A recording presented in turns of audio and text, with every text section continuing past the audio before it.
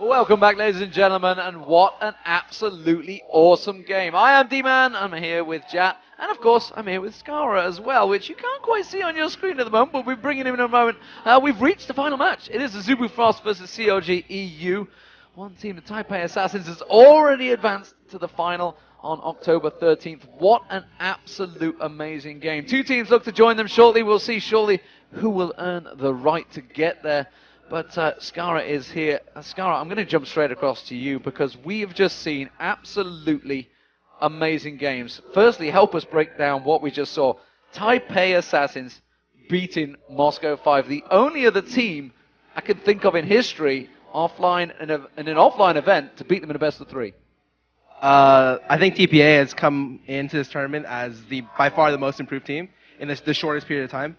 No one expected them to be this good, including like any of the teams at this event. We saw them play the first day, or like against Not Just Sword, and we were just like, oh my god, they're good. Like they blew us away. They had the best games of the day. And today they came back from the most crushing defeat we've had here, by far the most crushing defeat. To be able to 2-0 after they lose a game, it shows incredible mental strength. It shows just great teamwork. So Scar, you actually said before we went on that you called this one. Why did you call them to beat M5? I said, like in the car on the way here with a lot of Riot people or a lot of video crew, I said that like I expected either M5 or TPA to win this tournament. And if M5 was going to lose, I thought they would lose here. Like I thought TPA was looking so good against Not Just Sword that they could potentially beat M5. After the first game, I was really skeptical. I was like, okay, well M5 is probably going to win. But TPA made me eat my words for the second and third game. They were really, really good. So in that second and third game, I mean, let's just take it through the series. They got absolutely obliterated in the first one. I think you'd agree. A lot of that was flanking around with Evelyn and just kind of winning team fights. They had it from the start. But then in the second game, even though we've seen how good Toys was on Orianna, they just kind of let it through. Why do you think they did that? I don't know. I think their bans and picks for the second and third games were a little bit off to me. Like, for instance, obviously they value Nunu and Sona a lot because those are like Ghosty Peppers. And like, he's probably the only support that gets bans on both his supports in these games. And if they were really looking for a Nunu pick with an Ori up, at least I would say like either ban the Orianna as last ban or leave up the Nunu so that if they first pick Ori, you can at least have Nunu plus another champion that you want. I think banning Nunu there was really questionable. Like, I didn't really see the logic behind that. And it just gave up Ori for free, and they were able to completely dominate the game with Orianna.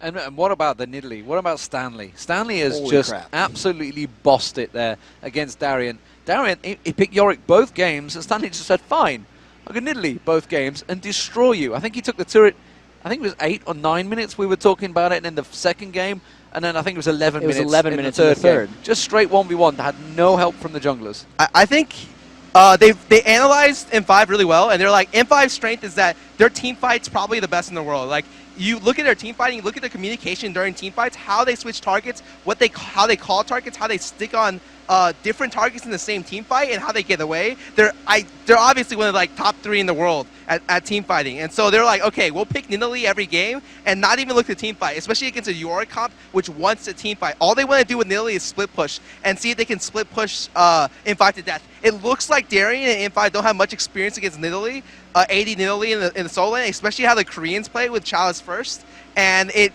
seemed to be a deciding factor in both games. So you've actually had to deal with this affair, but I know at least it was Zion Spartan, at least from Team Dynamic, you guys had to play against his Nidalee fairly often. What is it that you guys do to shut down Italy? Because it seemed like Moscow 5 couldn't quite do it. Is there anything they could have done to stop that? Is there something they could have picked other than York or maybe somewhere else in the team comp to shut down Italy? Or no? I didn't really hear you. I'm sorry. So, I mean, this is the beauty of live. Construction. There is construction going on right behind us. Just saying, what did Dignitas do more, whether Crumbs does, to shut down Nidalee in that top lane? Obviously, we were saying Zion Spartan was a problem against you guys before. I think at a certain point, like after the second game, they should have just looked to probably ban Nidalee, like especially if they're looking for a Yorick pick. But even if that wasn't an option, like they didn't want to do that, I think they should have at least anticipated last pick Nidalee, especially when they pick Yorick early again. Like a different top lane pick would have done really well, like Rumble or even Aurelia would have done extremely well against that matchup.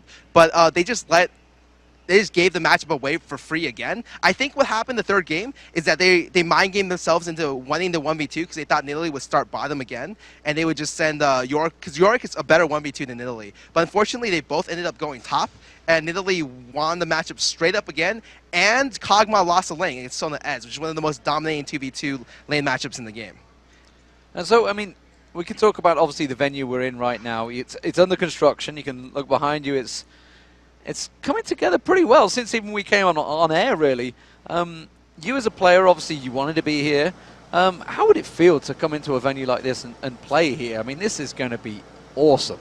Yeah, it looks crazy. Like, it looks like I am in like a basketball stadium, right?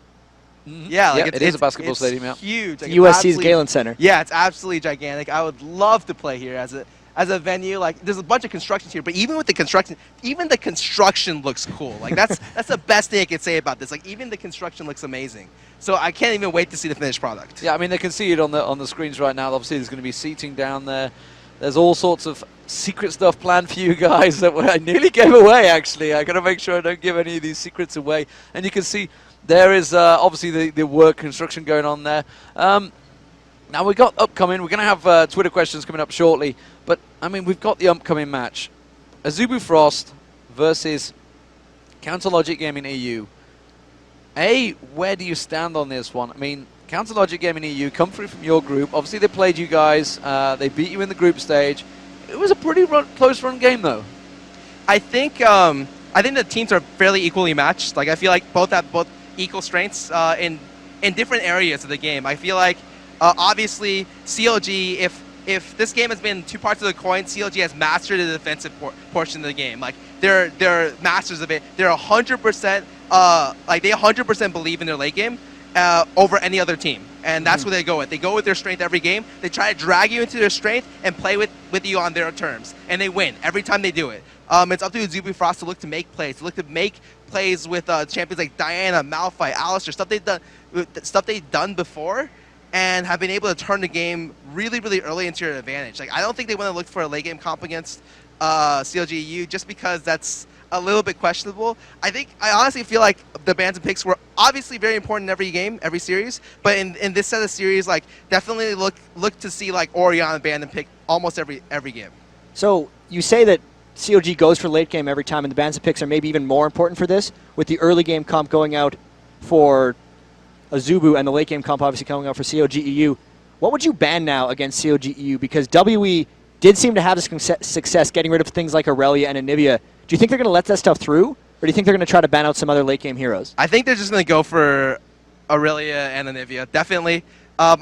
Maybe they might let up Aurelia, but I don't think any team will give Anivia to CLG.EU. Not just because Froggen's strength, like, Froggen's obviously one of the best Anivia players by far, but Anivia also lets your team like turtle like perfectly. Like, it is the best, like, one of the best wave clears and just the best turtling champion.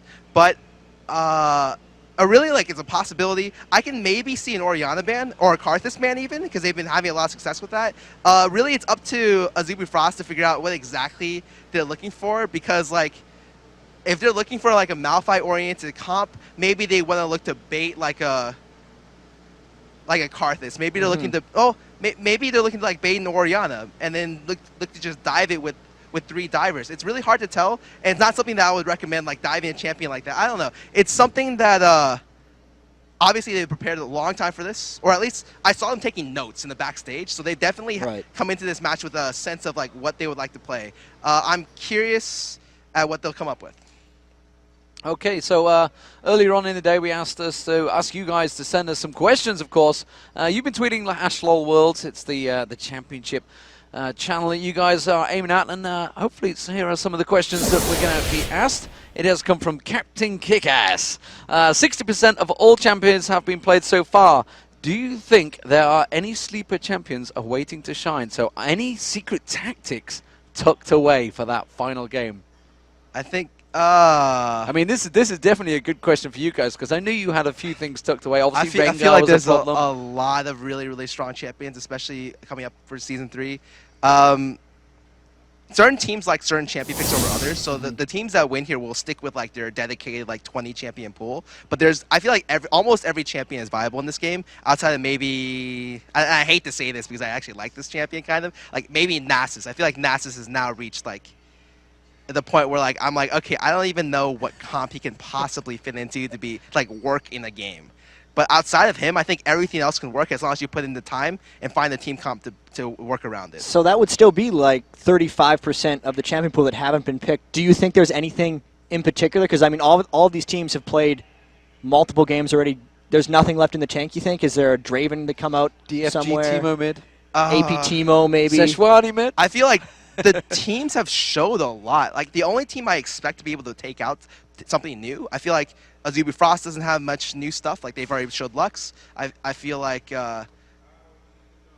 CLG.EU like has shown their cards for like months now. Like everyone knows what they play. Standard. Yeah. Yes, but they're just so good at it that's hard to beat them. The only team that can possibly pull out something new would definitely be TPA.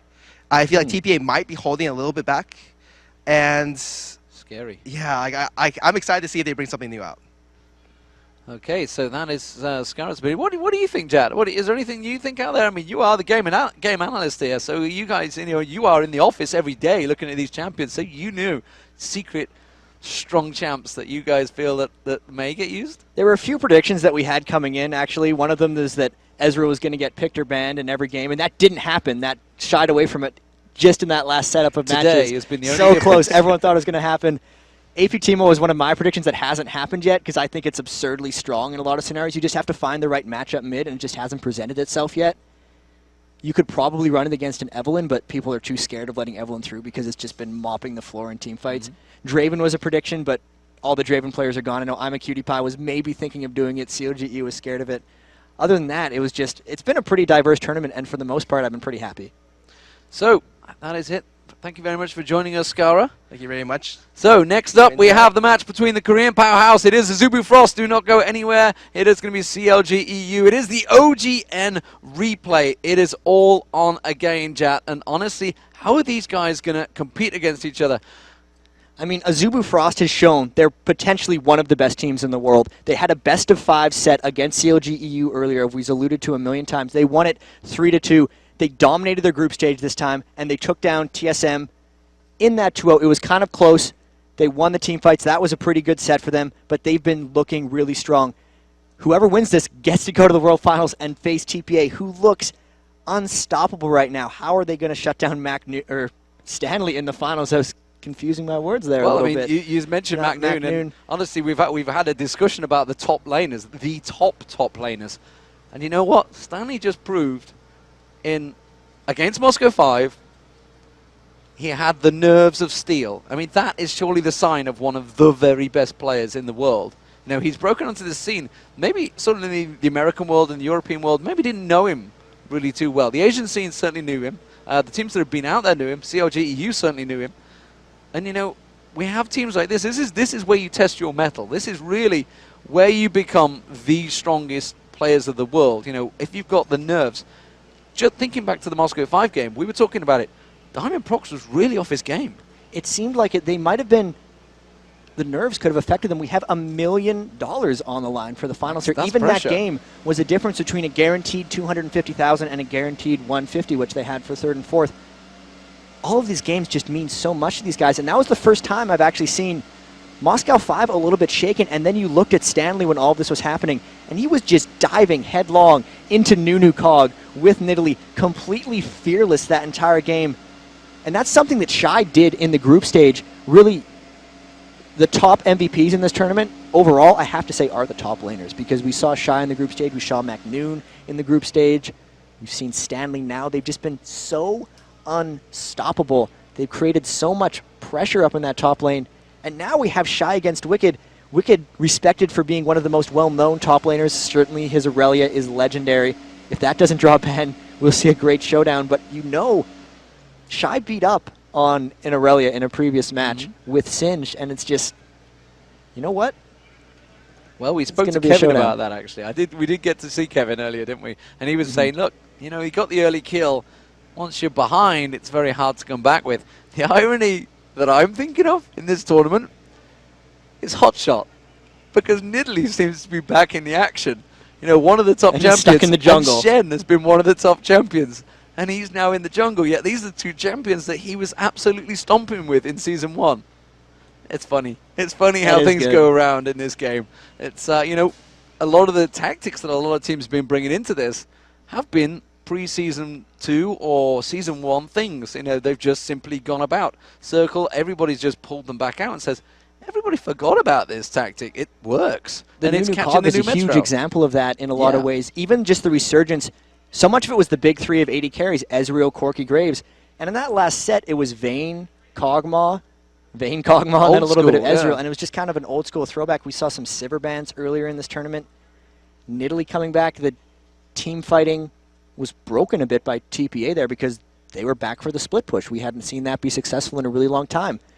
The jungle invades are getting actually really sophisticated. Every time they invade a red, it seems the teams know what's coming, counter-invade the other red. These guys are adapting very well, and it's just a bit of a cyclical cycle in some of these ways because what's strong that gets forgotten about seems to come back. A cyclical cycle. That's an interesting choice of words there, chat. I may have repeated a few repeats right there. You wouldn't catch me saying anything on the back of that, that's for certain. But yeah, so hopefully we're going to get this game underway shortly. Sorry, we're just ripping on each other right here on the cast. Things we say in previous games, they do come back to haunt you, ladies and gentlemen. So Azubu Frost versus CLG.EU. It is the OGN champions. It is the finals all over again. We saw it in Seoul, Korea. That huge 10,000 stadium. The pressure that they were both under. These teams have been there before. Azubu Frost, 2-0 down, came back to win 3-2. So they have that mental strength, that ability to just come back and absolutely dominate. CLG.EU are going to be coming into this one thinking, we had that game sewn up. A 2-0 would win this series. But Azubu Frost now know what they've got to do to beat them. How do they deal with that? I mean, the mental anguish must be going between these two teams back and forth. On the back of that, as I say it again, CLG.EU have only just beat Team WE, so they've had that playing in their mind for the last 3 days. Azubu Frost have just sat there and, you know, sat back and just worked things out. And CLG.EU, even though they've proven that they have huge mental toughness coming in, they were preparing 100% for WE before this event. Every single waking moment was about defeating WE and moving on to the semifinals. Whereas Azubu, they've been in the semifinals for quite a while now. Even though they had to prep for 2 teams, they were still doing it in peace. They didn't have that one game resting on their entire chance at $1 million. So they should be the more prepared team here. Actually, right after CLG.EU won, they went and did their interview, and they went just all off into a room and said, we have to finalize our plans against Azubu Frost because they hadn't had the time to do it before. They were so focused on beating WE, which they did come out very strong. And even they had to come back from a game 1 loss to WE. I mean, going all the way back to Saturday. They took it to late game 5 days later and ended up to finish off the series. I think they have the plan, though. I think they really do against Azubu Frost because when you think back, this is going way back to the actual OGN games in Korea, they were going against the standard play. And that seems to be always when they get themselves in trouble. They were picking Diana for Froggen. They hadn't practiced it. This tournament, they're set on only playing things they practiced, only doing their style.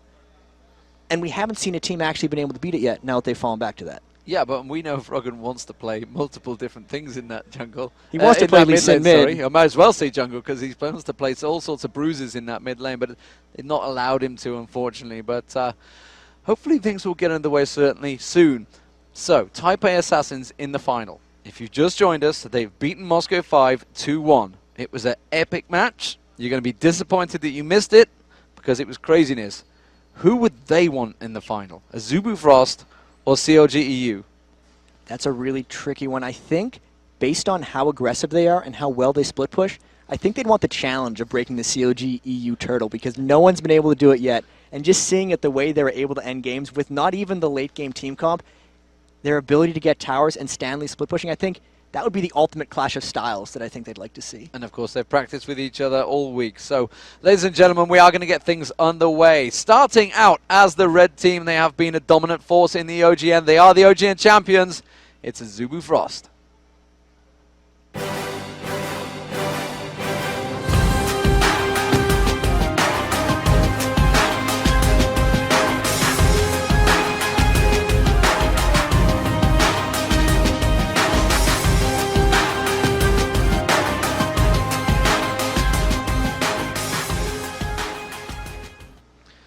there is Azubu Frost. Shy, really one of the players of the tournament so far, Jack. Says he's only been playing League of Legends for 6 months. The amount of just skill he's picked up there. We see Cloud Templar. He is the just caller of that team. He's the only one who's actually been through 2 years mandatory military service, and it really shows in the way they listen to his commands.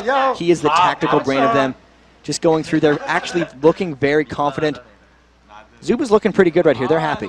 Yeah, and then Rapid Star versus Froggen, that's one of the big lanes we've talked about before. He was so delighted during the OGN finals.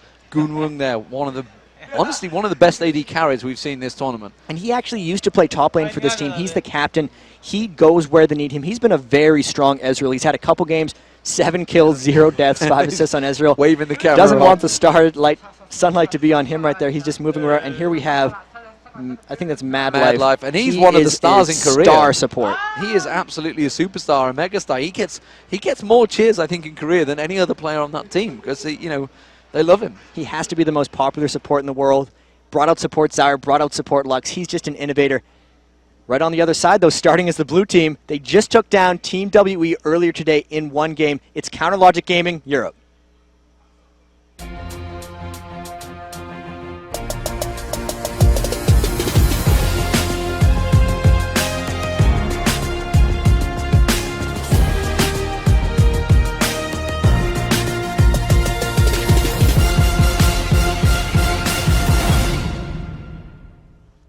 And of course, these guys are no. Look at Wicked cannot keep on the Snoopeh stare. He couldn't do the Snoopeh stare. He tried his best. They are not unknown to you guys. Certainly the American crowd and the European crowd, and to be fair, the Korean crowd as well. Everybody knows them because they've seen them for 3 months in Korea. They were stars in that league, and they saw them in the finals to that 10,000 fans at the War Memorial. And the top lane for him against Shy is going to be so huge. I have a feeling they're going to leave them isolated. 1v1. Here we have Snoopeh. That's a different stare in this way. He's just trying to peer into our souls. Getting a little bit trolled by Froggen in the back, but his early game is so key. We've always said the key to the game, let Snoopeh control the pace, because that's always what he needs to do for them. Froggen in the mid lane, that matchup against Rapid Star is going to be so key. They've actually played Anivia against Froggen in the past. He can't do the stare. There's no chance. He tried. Instead, he just waves. Waves to his fans. And Yellow Pete, we're seeing emotions from Yellow Pete here. He's smiling. He was all super serious business on Saturday. He's definitely come out of his shell a little bit throughout this tournament. And his Kog'Maw play in the last game against WE was great. He's been struggling a little bit this tournament. There's Crepo spinning around in his chair. They're having James a good Bond time. They're like keeping that. it really light in this setup. I think they're going to go for Kog'Maw if I had to make a pick here, because that's what they've had success with. They haven't had success with the big 380 carries, and that's been their fallback. They combo Karthus with Kog'Maw in a lot of these scenarios, and that could be something like what we see. Yeah, so we'll see how those picks go. They had so long to think about the picks and bans against Team WE. They've just had to sit down, put their heads together, and figure out a plan against Azubu Frost in the last 2 hours. We had a chance to sit down earlier on with the teams. Of course, this was pre-Saturday. Here is what they had to say about their upcoming opponents. CLG.EU랑 예전에 경기했었을 때도 되게 힘들었어요. 그래서 You just need to scout their top champions. You need to see who their target players are and try to shut them down. Pretty much offense instead of defense. Like, you want them to think of something against you, not you think of something against them. We're all known for being one of the best teams in terms of teamwork and attitude and things like that. I don't care if he's support, I don't care if I'm jungle, I don't care if he's AP carry. Everyone's equal in a team. You're all trying to achieve one goal. You're all trying to win together. 저번보다도 훨씬 많은 팀워크 그런 것도 다 업그레이드 됐고, 그 CLG.EU가 요새 되게 좀 많이 힘들어하는 것 같아서 이번엔 저희가 쉽게 이겨주려고요. Wow, Gunwung saying so winning will be pretty easy. They're not doing well as a team lately. That is confidence. And even Cloud Templar talked with him briefly. I said, who would you rather have faced, CLG.EU or World Elite? He actually said CLG.EU. They wanted the rematch. They wanted to beat them again, and they think they can take it. So we are straight into the picks and bans. Let's get things underway, ladies and gentlemen. This is the game that we all wanted to see. It is Azubu Frost versus CLG.EU, and immediately Jackson Blitzcrank being banned out by CLG.EU, aiming at Shy. Don't want that nasty hook that's been going on. It's what MadLife was using earlier on, and Kog'Maw and Aurelia being banned out by Azubu Frost. Interesting they went for Kog'Maw. We've seen Yellow Pete playing it quite a few times. they're really target banning again back and forth. We saw Scar earlier said he's doubtful that Orion is going to get played in the rest of this tournament. Anivia ban targeted at Froggen, and the first pick Jace. This is something CLG has done numerous times here. Not only do they block Shy and the other team from having it, they gain so much disengage and fight control with that acceleration gate from Jace, and that first pick is going to work out well for them. So how will the Azubu Frost pick against that with the Jace pick? We've seen a number of things from Shy. We've seen Shen in there. We've seen Singed in there. What will they go with against Wicked's Jace? And you can see Shy there on your screen. The thing is that Aurelia has shown as somewhat of the counter to Jace, and the fact that they pick it first means what are you actually going to do about it? We know that Stanley played an amazing Nidalee in the past game. That would line up against Jace. Taking the Karthus away from CLG.EU would be very strong. They banned out the Kog'Maw. They're really just taking out what worked for CLG.EU, trying to throw them off their standard play. And even though you say you can't really ban out CLG.EU, you can at least try to make them uncomfortable. And you do that by picking their champions and making them play something slightly different than what they did the last game. And the Alistar's Big time being Alistar. picked up. And Alistar, of course, one of the big, strong champions in Korea. Now, the big question I'm going to have for you now is how CLG.EU been playing Evelynn?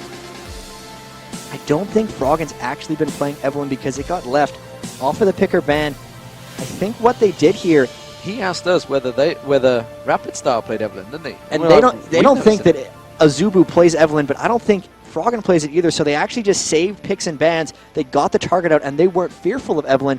I don't think they're going to end up picking it themselves here. They get the Maokai. Happy.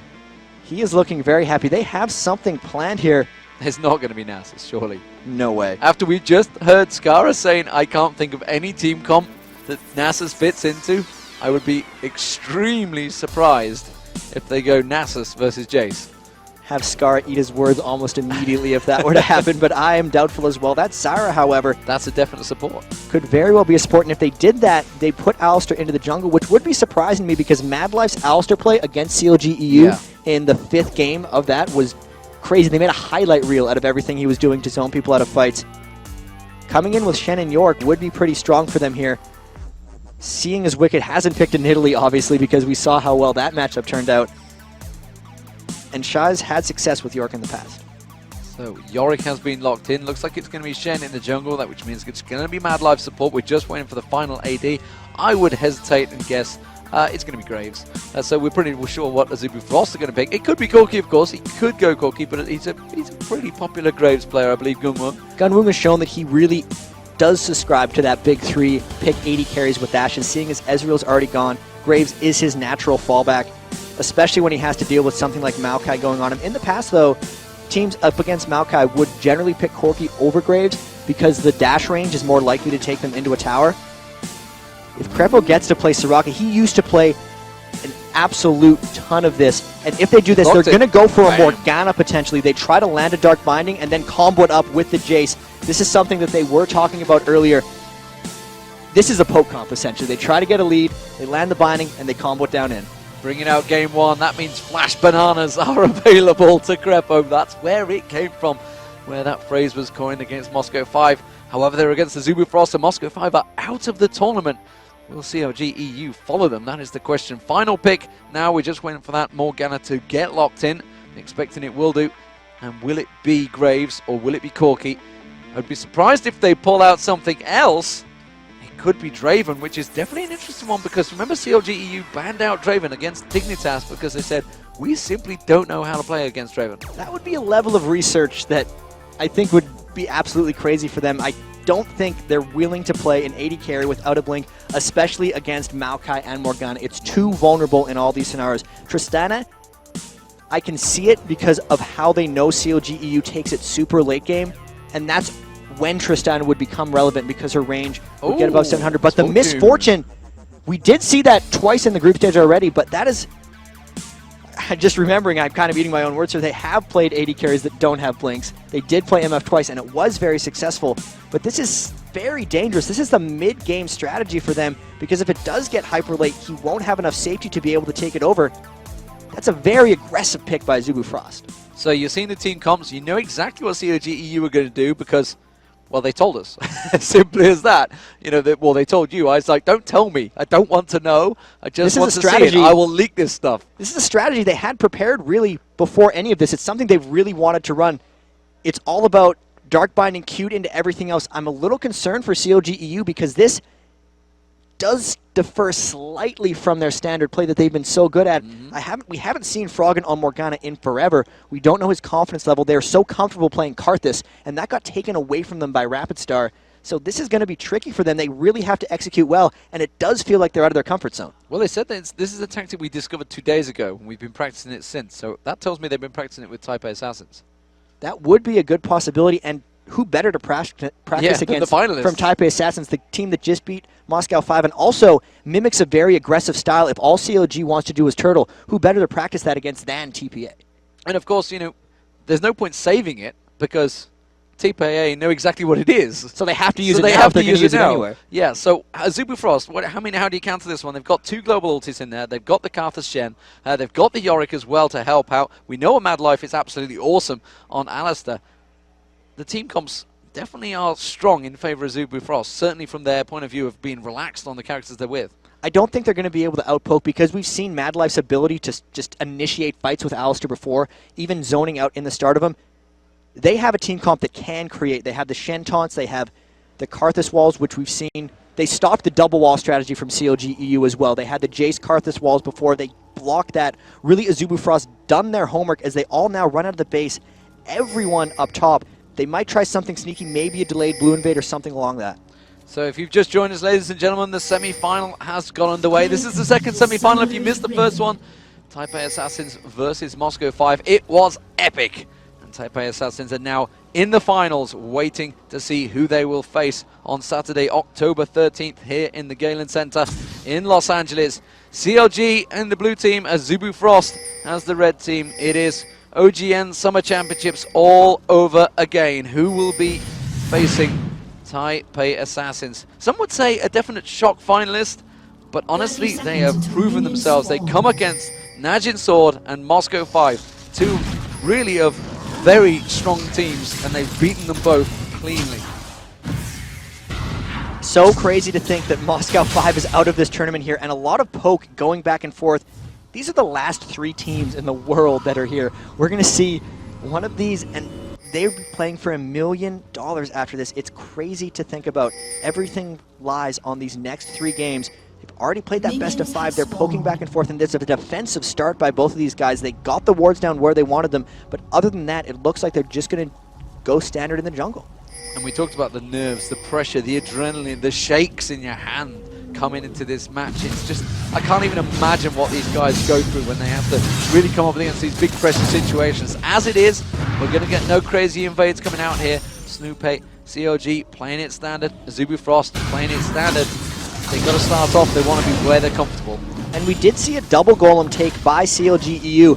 There hasn't been much of that this tournament because of all the aggression and craziness that happened level 1.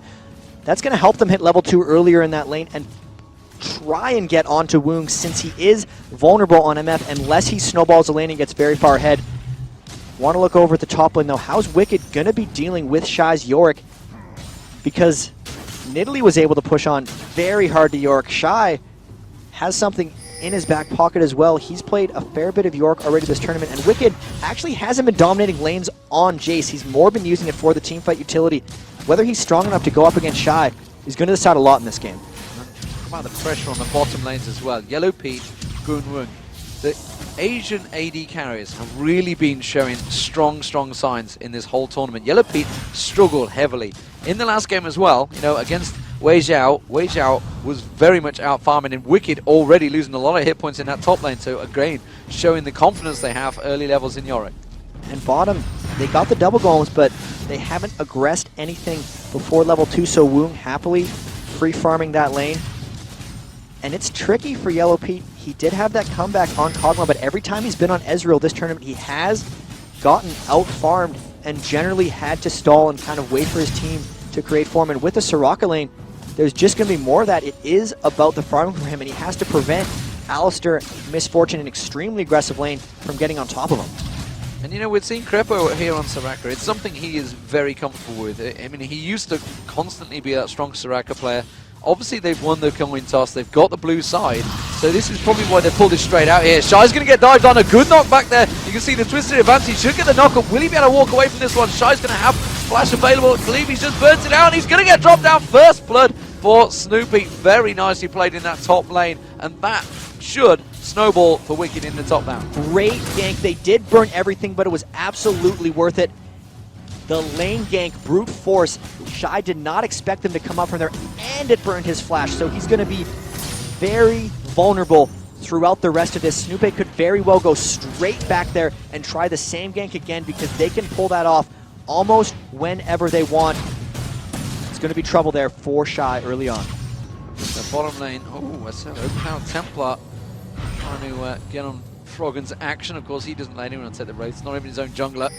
Meanwhile, down that bottom lane, the ping's gone down. What is Yellow Pete? Is he just simply saying, yep, they are in this bush, we're aware of it? It's that dangerous situation. Ooh, MadLife is sat. He wants to get on it. Instead, he is going to show himself in a couple of shots in the back there from Yellow Pete. Just trying to force him out of that bush. So the mid lane is currently 30 to 38. Froggen winning in the CS, something he couldn't do against WE Messiah.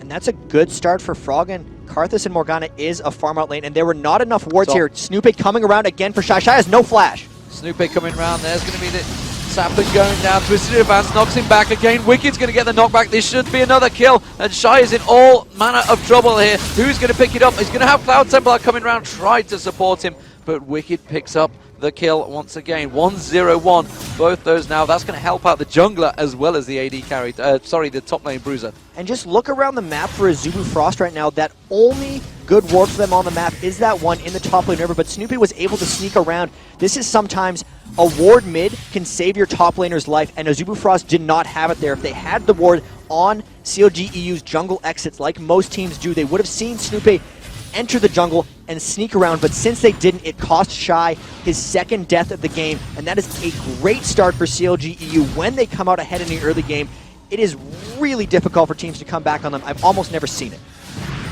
So top lane could be in trouble. Certainly seems to be brutalized, being picked up by Wicked there. In terms of the jungle, I mean, we're seeing an Oracle, a very early Oracle here from Snoopeh. This is trying to snowball early, but the thing is, this isn't even a naked Oracles. He does have that Philosopher's Stone. It's because he picked up the early kills, and when Maokai starts the game early, he's one of the best junglers in the game. There's not many wards, to be honest, for him to go clear out. He's going to go get them now, but Shy is going to be incredibly vulnerable because with Snoopeh having that Oracles, there's no way he can protect against the ganks. They'd have to essentially counter-gank them with Cloud Templar. Once Shen is level 6, they will be able to turn some of these things, but that early Oracles for Snoopeh is going to do so much. Maokai, one of the best snowballing junglers in the game, to be quite honest. This bottom lane actually very even. We're just going to see Yellow Pete go back and buy, so we'll see what he picks up off the back. You can see that's going to be a double Doran's and a Boots, along with a pink ward picked up by Gunwon. Pink ward by Gunwon, and that's just warding by committee. We saw WE pretty much let FCZF get everything. Different strategy here by Azubu Frost. With the pink ward, they're looking for control of the brush. Alistar loves to camp, and then he'll headbutt Pulverize out of it. They're making sure that they don't have anything down bottom, and Shy is in big trouble. Wicked turning into a huge lane bully, and that's what's going to happen when you die twice early on to a Jace. He's just absolutely bullying him. We are seeing an early fade straight away coming out. No Doran's Blades, so Yellow Pete feeling very confident in that bottom lane. Going to go for a Trinity Force directly. And look at that. Shy just absolutely forced away in that top lane. And again, Snoopeh creeping around. He's in the tri-bush. Going to go around. Honestly, there's no reason why they shouldn't lane dive this one. Rapids, Cloud Templar trying to get level 6 as quickly as possible. He's not going to make... No, he just did get level 6. If they lane dive this, they could try to turn around with the channel. Here it comes. And Yorick hasn't got his ultimate. That's going to be Wicked. Wicked taking a lot of damage. Wicked will go down. And that was a really good turnaround. Shy coming in there to help out. Cloud Templar, coming in to help Shy out there. And really very successful defense. Now was Cloud Templar's plan. He had to rush to level 6 because that was the only way he was going to be able to defend his top laner Shy. They knew that the Oracles was getting cleared out, and here we see a potential invade by Froggen, but that's not going to be able to do much. Farming out that mid lane, still very even.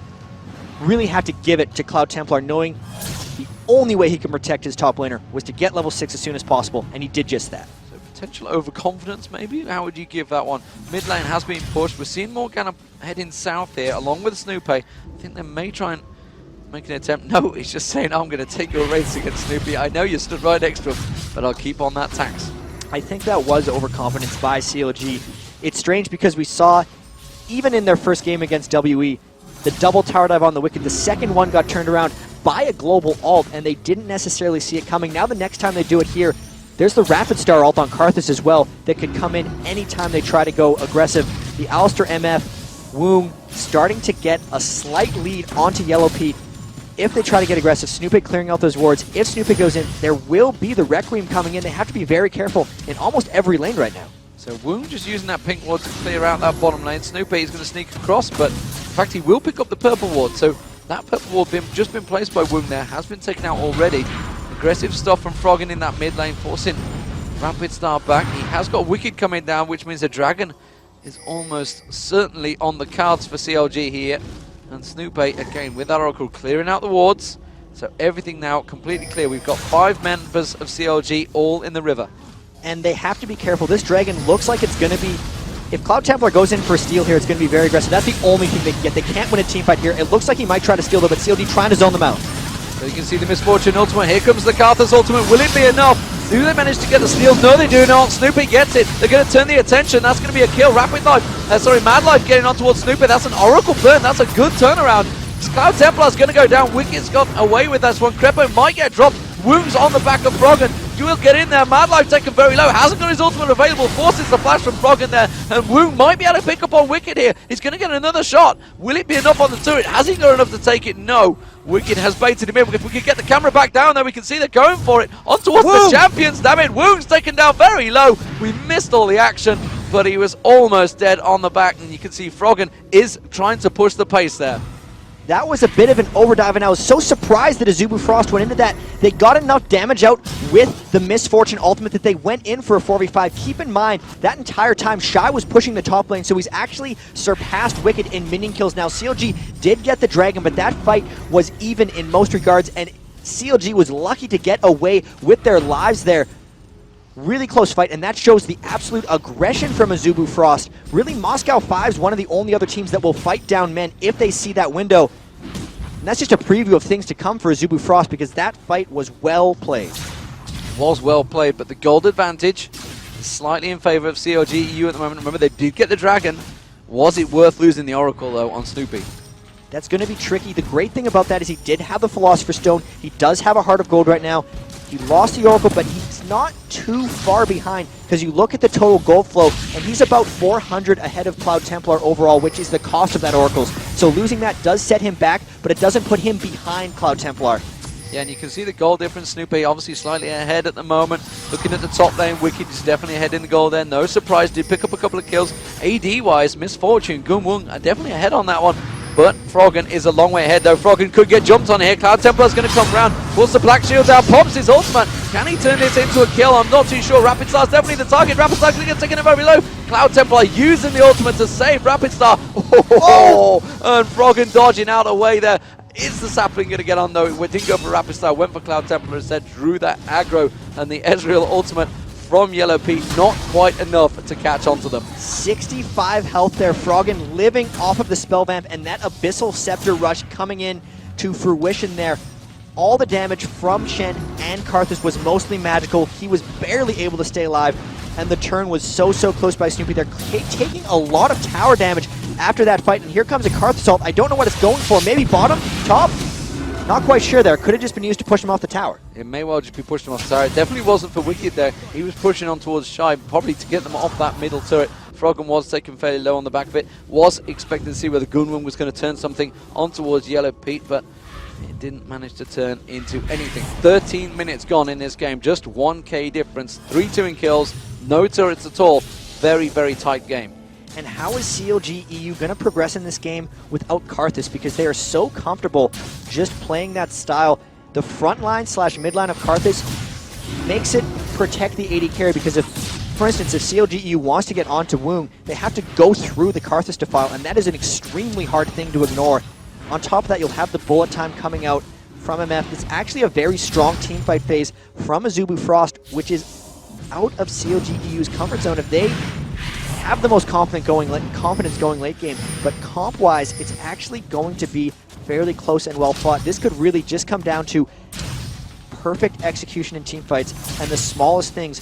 The post-game interview, actually, Crepo ended up saying, Azubu Frost is one of the best team fighting teams, and we think we're one of the best team fighting teams. It could just come down to straight up execution by the end of it. Yeah, just a case of who would come and approach it either side. Very detailed and very respectful, I gotta be honest, from both teams. As it is at the moment, the bottom lane is definitely being won by Goonwoo.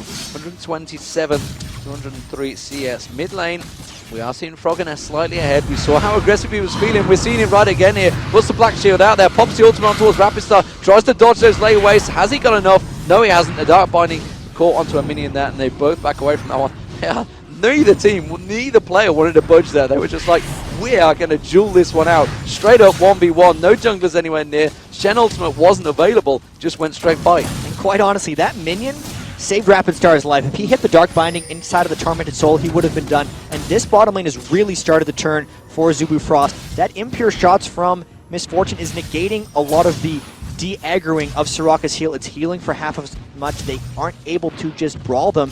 Even with that early phase, they're just getting out-pushed. Woong and MadLife controlling the brushes a lot, just keeping them pushed back to the tower. And aside from that, they can't create much. Cloud Templar now with an Oracle's Elixir trying to create a lot for his team. The top lane is actually equalized during that Dragon when Shy was able to free farm, and also during that tower dive. He clawed his way back into that game, and that's the mark, potentially, of some of the better top laners, is when they fall behind, they know how to claw back. And the fact that he's come back from 0-2 really speaks volumes to his skill up there. Minion boots being picked up here by Wicked. Definitely something we haven't seen him take, I don't think, on Jace. Just keeping my eye across the board. Now, we did see that Phage being picked up very early by Yellow Pete. I don't think he's backed since then, so we'll see where he's going to go. Probably a Zeal, I would guess. No, it's going to go straight Sheen. Okay, has of course got that Vampiric Scepter in there, has had it for a while. So no surprise. Wants to put just a little bit of proc damage on towards Goonwoo. Goonwoo also backing off. Probably got enough for a BF sword maybe now. And that's going to be Wicked catch on towards Rapidstar, trying to force them back. Dragon is available shortly. There is just spawned up. Ping goes down. And that immediately means they're going to push through. Of course, they could go for the middle turret. We could also see a big fight around Dragon here, because this time both teams want to engage. The fact that Azubu Frost was almost able to 4v5 them in that fight was big, but with this, all the poke that CLG has come out with has taken Rapidstar to half health. He's just running up towards his blue buff right now, if we can get a look at that, but they're not necessarily in position to teamfight with how low Rapidstar is. This is going to cause CLG to ping down on the Dragon, but they're going back with Froggen as well right here. This is most likely going to be a fight around the Dragon. It could just take a lot of time to develop, because neither of these teams wants to engage. Another great poke by Wicked. Look at Rapidstar's health up by the race. That acceleration gated Shock Blast is really chunking him down. So Rapidstar's going to have to back out here. You can see Froggen returning to lane. Yellow Pete, meanwhile, is down farming down that bottom lane, getting all the free farm. Cloud Templar's going to clear out the wards that had been placed there, but Yellow Pete is taking advantage of this to try and claw back some of that CS score against Goonwoo. You can see it's a 20 difference he was. It's down to 10 already. Definitely catching in things. Cloud Templar, though, trying to clear out, and you can see Yellow Pete saying no. Tri-Bush Ward, and that's safe. That mid-tower's going down. The mid-turret has gone down. Wicked's picked that one up. Actually, Crepo gets the last hit. Scumbag Crepo always does. And that is definitely going to make CLG say, now we have complete focus on this mid lane, the Dragon. And there's a big wave pushing up top, so if they force the Dragon over here, they're going to lose a lot of that experience from the top lane. But because they are poking around this, neither team actually seems to want to start on the Dragon because of the damage it could deal to them. I'd expect Azubu Frost to actually start something here. They do have sort of the strength here with the Misfortune. They're just worried about the poke, especially with Snoopeh, who going back to base there. They're sending Cloud Templar up to the top lane to get that experience. He can always come down with the Shen ult. And this is a bit of a stall out by both teams. Normally it's CLG.EU creating this, but a lot of this is actually on the tails of Azubu Frost's actions. Yeah, we just got a glimpse of MadLife missing the pulverize, trying to go maximum distance on Yellow Pete. Yellow Pete already arcane shifted away in reaction, but did just miss out on it. CLG now in that stronger position. There is no wall placement, there's just that singular one down the side. Can they catch up to Goonwoo? No! Wicked using a flash to try and get around to him, but the dive binds on MadLife, forcing the ultimate from MadLife straight away. Gunwung trying to possess him, trying to force him back, and Wicked there tried to hit out. And that means MadLife is going to be very low for this potential fight. Froggen just waiting, trying to throw out that dark bindage blindly into the tri-bush, not landing anything, and they are going to pull out the dragon. And Woong has no flash for this engagement, but Rapistar flashing in with Snoopeh! They're going to go straight into it. Rapistar will get dropped. Misfortune trying to get the ultimate straight across. He does successfully do that. Rapistar has gone down. That's going to be the Yorick ultimate used up, and they dark binding him. He's not going to be able to do anything from it, and that is going to be the Requiem going out. Not a lot coming from it. Rapistar, of course, is just a ghost. He will drop down, tries to land more spells, but they did pick up the dragon. That was nicely played by Azubu Frost there. Managed to get that dragon despite the fact and not using Shen's ultimate. And they got the turret. The ultimate was used by Shen. He just didn't teleport in because they killed him before he could get there. Everything got dumped down onto Rapidstar, but because of the Yorick Ghost, they zoned them out long enough to take the dragon. So honestly, sacrificing Rapidstar's life for a dragon and turret pulls them even in gold. And with that as well, Woong continuing to outfarm Yellow Pete. This has been a problem for them almost this entire tournament. These Asian 80 carries have been dominating Yellow Pete's lane. Woong, no exception. He's going to be getting that Infinity Edge quite shortly. Yeah, the light's going wild in the venue here. Dazzling even me as we stand and watch this game. 20 minutes gone. You guys are really in for a pleasant surprise when you get here. It's not so much a surprise. Most of you have seen the construction underway. So I expect the atmosphere in here, Jap, will be absolutely outstanding. Funny to hear, actually, we were backstage with the players. The players were chanting TPA. That's a strange thing for them. A lot of them, there's a lot of Asian teams. There's been so much Moscow 5 domination for this too, and TPA really proving that the rest of the world is quite strong as well. And no better than that, just because of how well they beat Najin and how much they destroyed. I mean, they didn't destroy Moscow 5, but in those last 2 games they looked the second really game they damn absolutely strong. destroyed them. Yeah, I mean, they really did look very good. So Azubu Frost and CLG, they are trying their best to make it to that grand finals on October 13th. 5 p.m. Pacific time here. And that's going to be Cloud Templar getting caught out by the Dark Binding. They're not going to follow up, though. It was an Oracle. They really wanted to get the kill, but honestly, they didn't know the position of everyone else. But certainly with the Karthus just off the side there, Froggen continues to be that farming machine. 199 CS to 172 has gone towards the Zhonya's Hourglass. Pretty standard builds across the board, I think we'll find. The big thing here is the Aegis of the Legion on Snoopeh does give him a bit of team fight advantage. And here comes a fight by MadLife. No, he's really just harassing with Headbutt and Pulverize. The disengage by CLG.EU, as they pretty much always do, they just say, hey, let's fall back, worked wonders in the last Dragon fight despite losing the objectives. So much of this is on Azubu Frost. Wicked pushing down the bottom turret. They're applying a bit of pressure, but this game is one of the closest CLG.EU games I think I've seen this tournament. So the question is, when we start moving into the late game, which we're at 21 minutes, mid-game currently on, CLG tend to turn the tables here. We could continue into pressure and picking up that bottom turret. That is 2-1 in terms of turret. CLG now with that advantage. Of course, the mid turret is the big important one, which they did take down earlier on when they were trying to force that dragon. We're seeing Froggen just off to the side. The wall of pain catching on towards Yellow Pete there. I think they're just trying to bait something in here. CLG.EU want to cause a fight here, it seems. And there it is. MadLife gets in. The Pulverize comes down. Hasn't used the headbutt yet. That's going to be the Gunwung using the ultimate across there from Misfortune. The Ezreal ultimate forcing them back as well. But not a great deal. Nobody really dropping below half health there. You can see the accelerator gate. They do catch Rapidstar down a little bit there. And the Yorick ultimate was forced. Very nicely played. And these fights, it's Azubu Frost really trying to force on, and CLG.EU just disengaging, and now the poke is on. This is how they're going to try to win this game. Not team fighting, and then out-poking them. Those Shock Blast acceleration gates crushing. If they land a Dark Blinding with one of that, it's going to be a kill. And this is how they want to play this. They're getting the tower because they avoided the engagement, they poked them down, and they're going to try and repeat this again and again to grind out a victory here.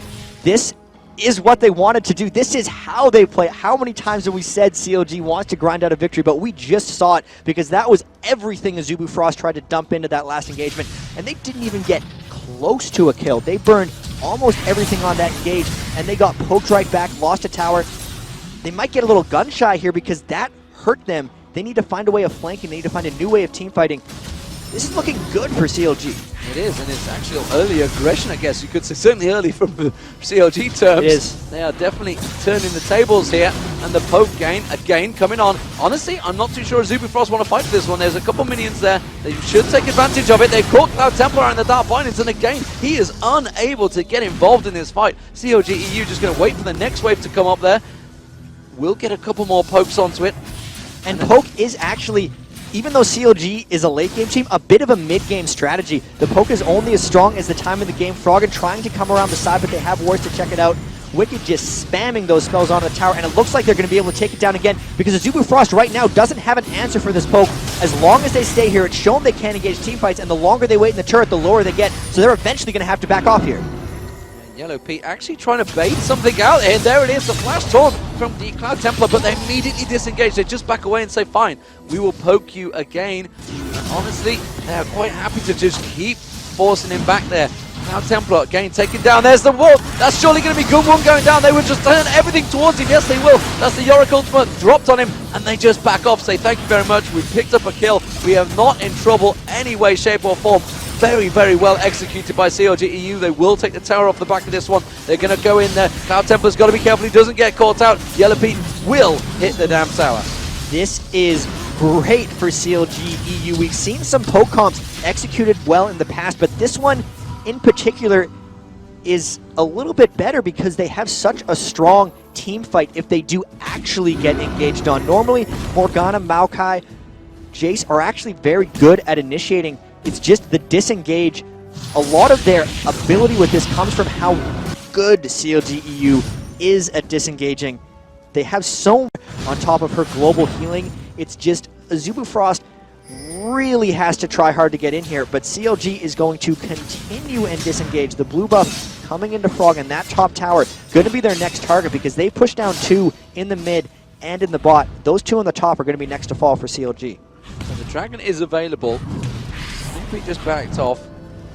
You can see that he put the sapling down. He's going to be well aware of MadLife coming around there. Would have seen him putting that ward down. CLG.EU, 26-minute gone. It's 5-2 up. Have the advantage. And we do not see CLG.EU throw away these advantages. I'm hard-pressed to think the last time in the mid-game they have this such huge advantage that they lost the game. In all honesty, Game 3 of the OGN Finals against Azubu Frost was actually turned around on them. They had a lead and they gave it away. Really the only team to ever come back on CLG.EU was Azubu Frost. Can they do it again? They're certainly the ones who know how, but CLG knows how that happened to them. And here, they knew CLG might have been pushing top. They get this dragon for free, but they're eventually going to trade this tower. And after they get this dragon, Azubu has to go defend. That turret's already going to be gone. The turret is going on. You can see the Wicked and Froggen already on there. Yellow Pete was coming around the side. He's going to try and collapse on towards Shen. Shen's just going to back away. Instead, they're going to go around. Is Red available? Red is not available, so they're going to keep driving on. Cloud Templar is coming on. Can they catch someone through the jungle? You can see Froggen just around their side there. Catches MadLife with the Dark Binding. And that means they're going to be coming around the side. Do they want to defend this one? That's the question. CLG.EU just poke them down. They did exactly the same thing on the bottom lane. Azubu already down 5 turrets to 1, and if they're not careful, it's going to be 6, but really, they don't have a good way of defending this. Look at the poke, the Dark Binding, the Tormented Soil, the Shock Blast Acceleration Gate, and really, Azubu's tried so many times to fight them. Now they've already been poked down. There's no way they're initiating this fight. This turret is surely going to fall. They're trying to split with Cloud Templar, but they're going to lose some members here. They've gone for a Shy. He's going to go down. He's been silenced and he will get dropped eventually. No! Oh, thought he got away with that one. But you can see just got him from the Tormented Soil, and Froggen pushes forward, and now they're in a 4-on-5 situation. CLG.EU might dive this because they know Cloud Templar is pushing mid. They know they have a man advantage, and this could actually be some aggression. Look at Wound getting extremely low. They might just try to take this turret and inhib. They tried to go for Wound now with the Ezreal True Shot Barrage. Doesn't matter. They could get the inhibitor turret. They will. They've turned it into a real good push here. Still, Shy is in that mid lane. He's going to have to come back. He's taking that turret in the middle. But honestly, trading an inhibitor for an in-outer turret, that's craziness. That's almost a panic move. They thought they'd be able to hold the inhibitor because they knew that they just get out-poked when they sit there. They were hoping CLG was going to try to do an extended dive, but then when Shy got caught out like that, there's no way they could hold with 3, even 4 members. They would have lost the team fight, and if they would have gotten aced on that inhibitor, that would have been a 28-minute defeat for them.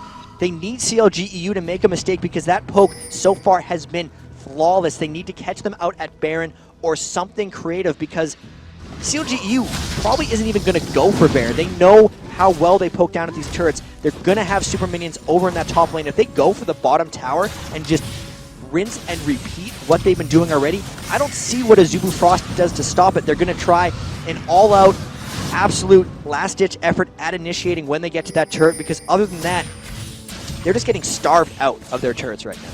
We're already seeing that Yellow Feet, with that Trinity Force, already nearly got the Infinity Edge as well. 103, 218 CS, 242 CS for Gunwoo. Gunwoo definitely got a good build on. The problem is the rest of his team are really fighting against an uphill struggle here.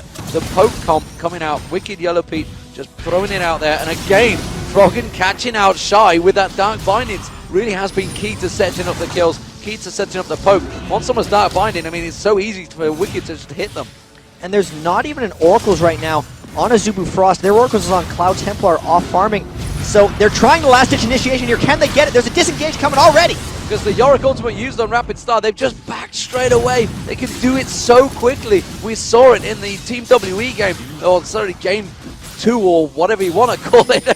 If you guys can cast your mind back, they definitely managed to disengage. They had the Wall of Pain, they had the Acceleration Gate in the game. They just managed to get straight away. Shrevery popped away, and the Acceleration Gate, they just walked straight away. And now Azubu Frost completely separated. CLG's going to get in, going to hit this turret. It's already half health. They should be able to shred it down. MadLife's trying desperately to keep them there. Headbutt pulverize going down. Actually, they missed the headbutt when Wicked just with the Dark Shield, keeping them at bay. Again, the poke coming out.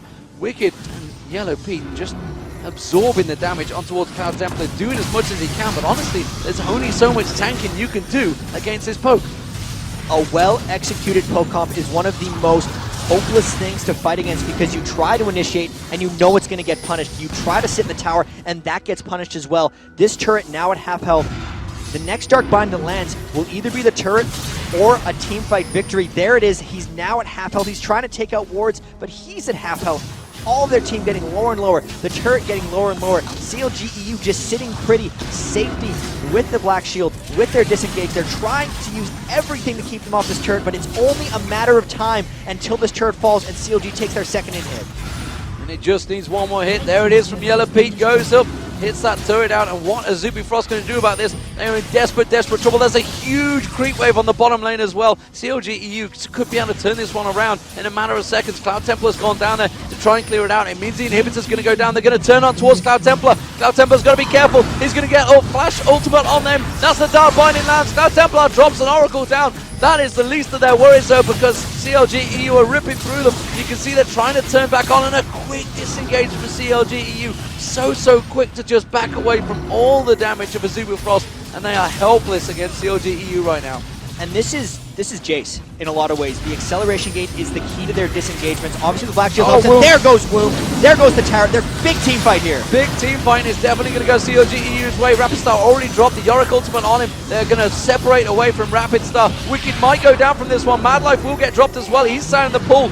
Froggen turns around. Yellow Star. Yellow Pete will go down. Sorry, Yellow Star's on a completely different team. Shy may be able to pick up a couple of kills here. On the back, you can see he's going to try and desperately get on towards Snoopeh. This could turn around, but no! Froggen is there again. Just enough mana to land the Dark Binding, and CLG walk away. And that was a 3 for 2, so it looked like they might lose a team fight there, but they actually came out ahead.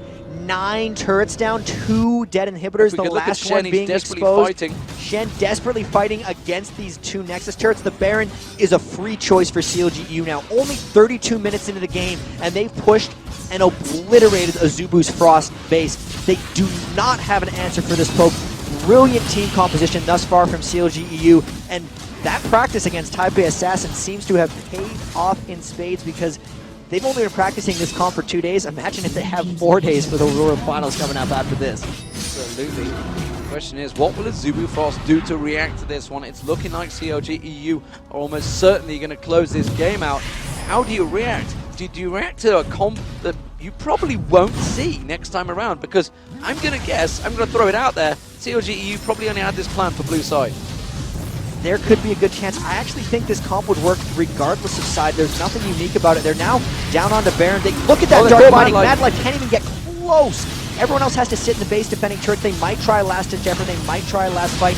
But if they do, they're so weak at this point because of all the turrets and all the poke. And they can't even look at Baron now because the Dark Bindings like an assassin are coming out from Froggen. And this Baron looks like it's going to fall. There's nothing they can do up against it. You can see Gunwung, I think he's maybe trying to attempt putting the ulti across, but if he got caught in that dark binding, he would go straight down. Froggen really is an assassin sniper landing it. Gunwung's got to be careful. He's just stood there and the dark binding going through. They're of course on top of that ward, and the rest of the team having to back away from this one helplessly against CLG.EU coming in with that Baron team. You can see the damage coming out from Wicked. He's got that Bloodthirst and that last Whisper, the Brutalizer, Ionian Boots. He's just getting the reset, just constantly pumping out the damage there. Again, hitting MadLife and Cloud Templar. Shy's trying to get in, trying to force the damage, but while they do this, super minions now coming through that mid lane as well, just forcing them back. Froggen again off the side there, just waiting to land that dark binding. If it were to hit someone right now, they would go down. And they're just slowly poking down at this inhibitor. They know that Azubu Frost going to get sucked away to defend their inhibitors. Cloud Templar had to go to the bottom.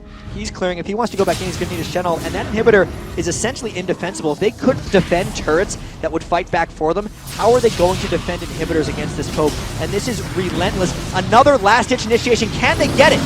Well, MadLife's going in there. They're trying to get on towards Wicked. Wicked might be able to flash across here. I'm not too sure whether he's got it better. I think he just used it a second ago. They're going to try and capture on towards Wicked. They're doing everything they can. They do manage to get Wicked. Gunwung turning around. He's going to pop his ultimate. Oh no, interrupted it straight away. Snoopeh there straight away. Twisted advance. And that's going to be Gunwung going down. Cloud Templar's trying to back away from this one. He's been silent. He gets twisted in advance. He gets knocked up. Rapid Star with the Yorick ultimate across him. That's going to be the ultimate coming out there. Is it enough? No, Sonya's Hourglass from Froggen. Shy's going to get dropped. That's going to be Yellow Pete doing all the damage. Now he arcane shifts through. They're going to try and close on towards MadLife. MadLife is not being able to get it towards it. The turret here. Twisted advance, followed by Dark Bindings. He is dead. It's a 4-for-1, and they're going straight for the Nexus turrets. That Karth Assault fizzled. He either died or that was a Yorick Ghost coming out. Either way, it would not have mattered in the grand scheme of the team fight. Brilliant execution by CLG.EU, taking the first game, and this was commanding a total victory by CLG.EU. 14-5, 11-2 in turrets. It is very rare that you see such a massive, massive gap from a 35-minute game by CLG.EU. Turning the tides. Tremendous performance there in game one. One more. They told us about this tactic 20 minutes ago, or well, 20 minutes before the game. While Taipei Assassins were beating Moscow 5, they said, we've got a brilliant tactic we are going to use. And that was brilliantly executed on top of it. You could see Azubu Frost was not expecting that level of poke and coordination and almost aggression from CLG.EU. Even though they weren't aggressively starting team fights, they were aggressively pushing towers and objectives. They can't let them get Jace. I think he's the linchpin of that strategy. It's the majority of their poke and the majority of their disengage. They have first pick in the next game. Expect CLG to either ban it or get it taken by Azubu Frost because they're not letting that happen to them again. Azubu Frost is too smart for that. The question is, who do you leave available if you ban for Jace? I mean, Aurelia? I don't think so. So that's going to be an Aurelia and Jace straight away. Anivia? So what do they leave available now? Oriana's out there, but you know, with the first pick, I would expect probably CLG would be forced to use that as a ban. What else do they go for? They've let them have Alistar. MadLife on Alistar, normally fantastic. Couldn't get involved because that poke strat, they just kept them at range. And even with all that, the Black Shield was blocking a lot of his initiations. He didn't have enough damage to break through it. I think they let them get Aurelia or Anivia, in all honesty, because that was hopeless for Azubu Frost. They had no answer whatsoever. They've played against Anivia. They can maybe pick it away. Rapid Star knows how Anivia works. They know how to create. They know how to split push. They don't know how to defend against that. If they do, it could be something like Skarner Morgana to initiate hard, but really, I just don't think they're going to let that happen to him again. So, Azubu Frost, they went 2-0 down in the OGN Champions, came back and won 3-2. They are now 1-0 down to CLG.EU. They've not got the benefit of a best of 5. They are not in the finals just yet, where they will get a best of 5.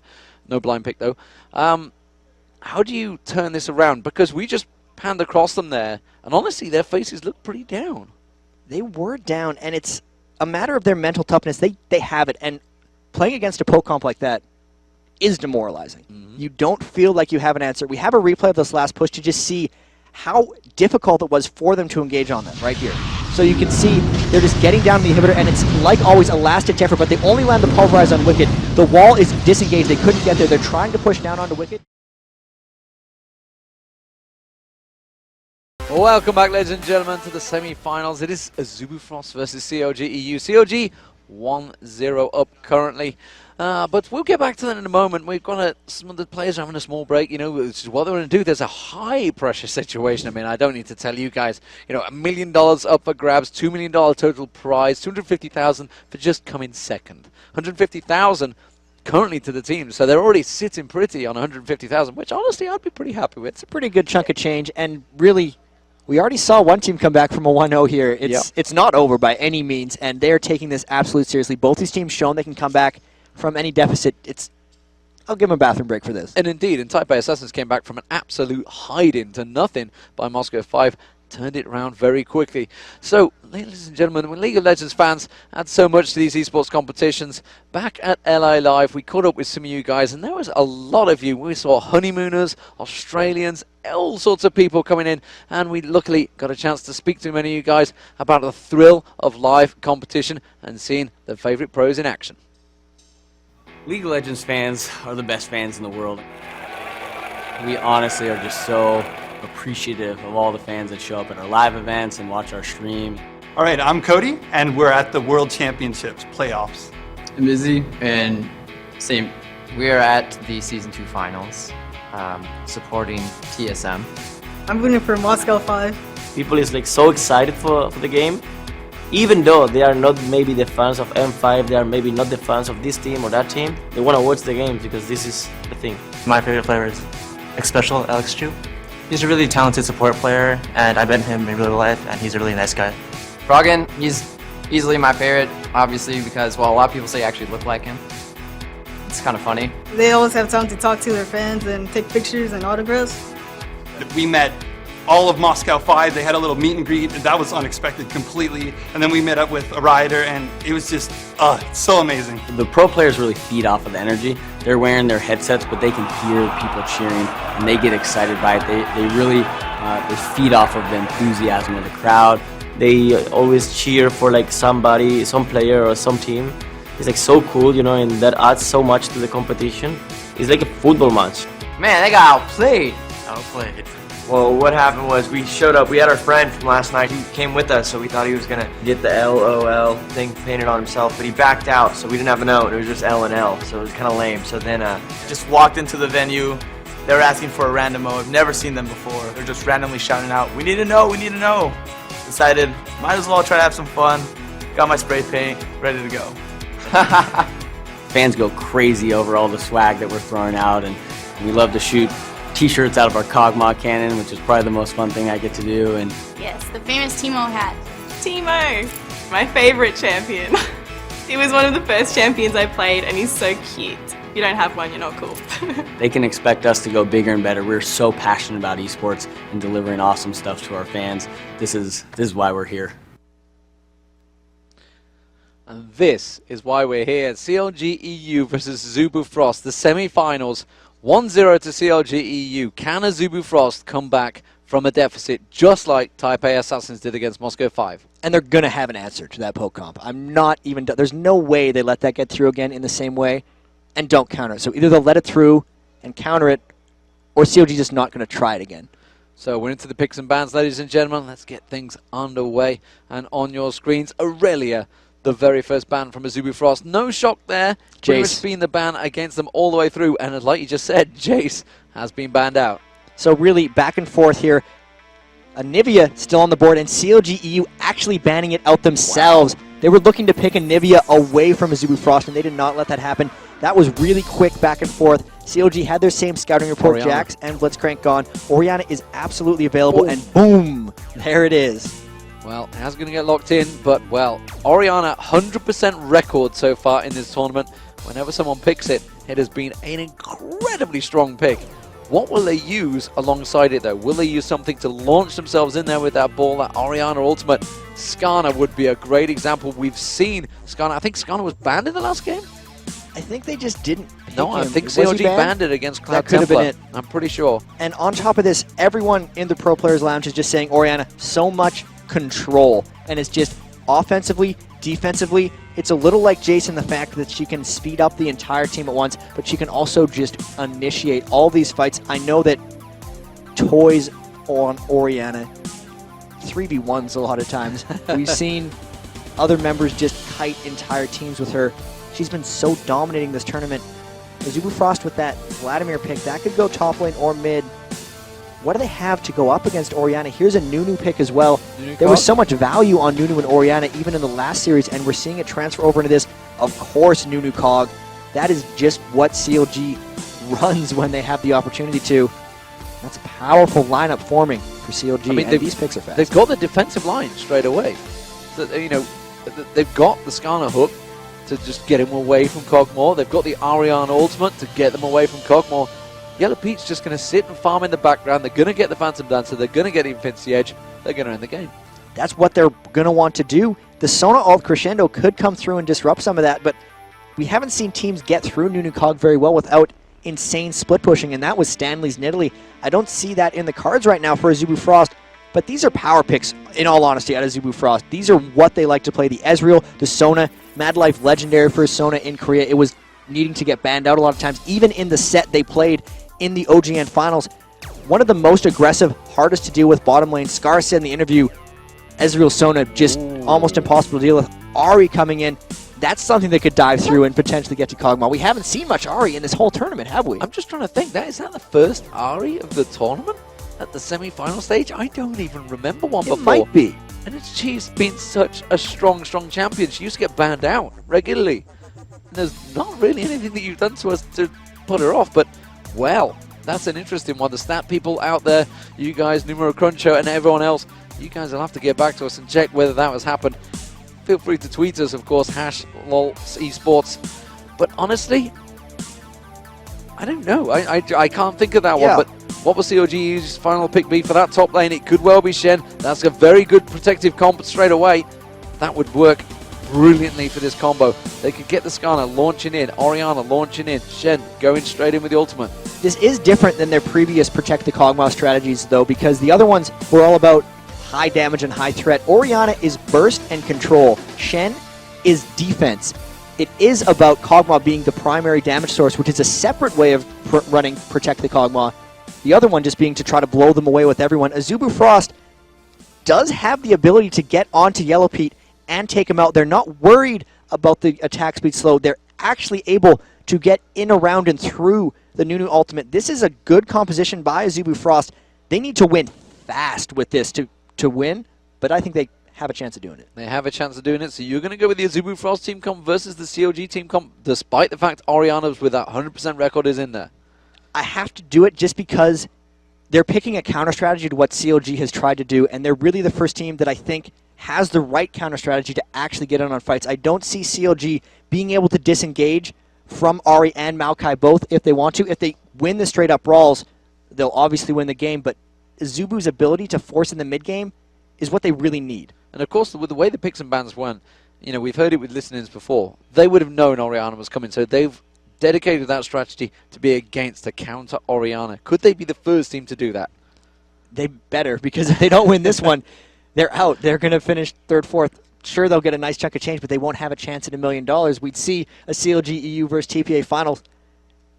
Let's hope they have the counter for their sake so we could see a Game 3. So I'm not against either final, that's for sure. But we are getting into the games, ladies and gentlemen. It is underway. CLG.EU versus Azubu Frost. CLG.EU 1-0 up. If you've just joined us, Azubu Frost now as the blue side. Have they built a team to counter that Orianna of Froggen? Orianna 100% in this tournament, absolutely destroying the opposition so far.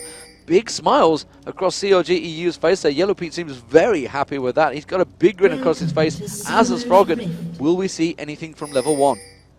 We see 5 members of Azubu Frost going up Wicked with the Scout, though. If anything happens, it'll be a trade of buffs, if I'm going to predict this, but CLG.EU actually trying fairly hard to defend their own jungle. We do see Nunu and Kog'Maw going in down the bottom way, and they're scouting it very easily with the Orianna ball. They have those big smiles, because really, they're the ones with Orianna. They think they won that pick and bans, hands down. Most people were predicting that we'd never see another Orianna after her just repeated dominant performance. Azubu Frost letting it through. And level 1 does look like they're just repelling each other. Wards, Fear, no one really wanted to walk into the other team's brush. So looking like CLG, you might go for the Wraiths. We can see the ward just aggressively in that Wraiths area. Pretty much identical wards back and forth, except Azubu Frost have put one in that tri-bush. Very early one in that top lane. Again, no boots from either supports. We are seeing a pink ward coming out, of course, from Krepo. We'll check that one out when he puts that down on that bottom lane, where I'm suspecting it will go in towards that tri-bush, maybe trying to help for an early gank coming out. But they are going to try and steal away the race. CLG.EU backing up from this one. They don't feel they can do anything off the back and go straight in towards any level 1 fight. And they actually have Nunu Cog up top taking the double golems. There's a ward on this red buff, so they'll see them taking it, and they'll know that they have 3 people here. They might try to scare them away. I don't think Azubu Frost is going to get scared. They're going to take this with Smite.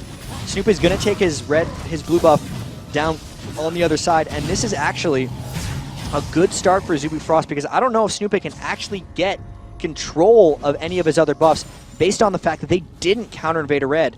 That could be an early game win for Azubu. Could well be an early game. Snoopeh going for the red, however. They're going to expect him to come in here. I swear, they don't have any ward set up, though. And that's actually a CLG ward in that brush. He's popping potions. He's getting the race down. And they're actually going to let Snoopeh just come through here. He's scared. He thinks they saw him. He's not even going to go for red. He's content with just the race steal. So we can see the lanes setting up as they are. I would say standard lanes, because we're seeing the double AD supports up top lane this time. It's almost standard at the fact in this tournament. You see them against each other, whether it's in bottom or top. It is support AD versus support AD, and in that lane, especially up top, you do favor Woong and MadLife right now. The Sona Ezreal, immense, incredible poke. And Azubu actually is a team that has went out and stated they don't think Nunu's strong. And that's in large part to MadLife's skills on Sona and his ability to poke down Nunu lanes. Snoopeh trying to go up top. Maybe, I think he's just clearing out his jungle. And really, Yellowbeak and Krepo have to survive that lane. There's a big advantage there, really, for Ez and Sona. And here we are with the mid lane. Orianna versus Ahri. Is Ahri the answer to the Orianna puzzle?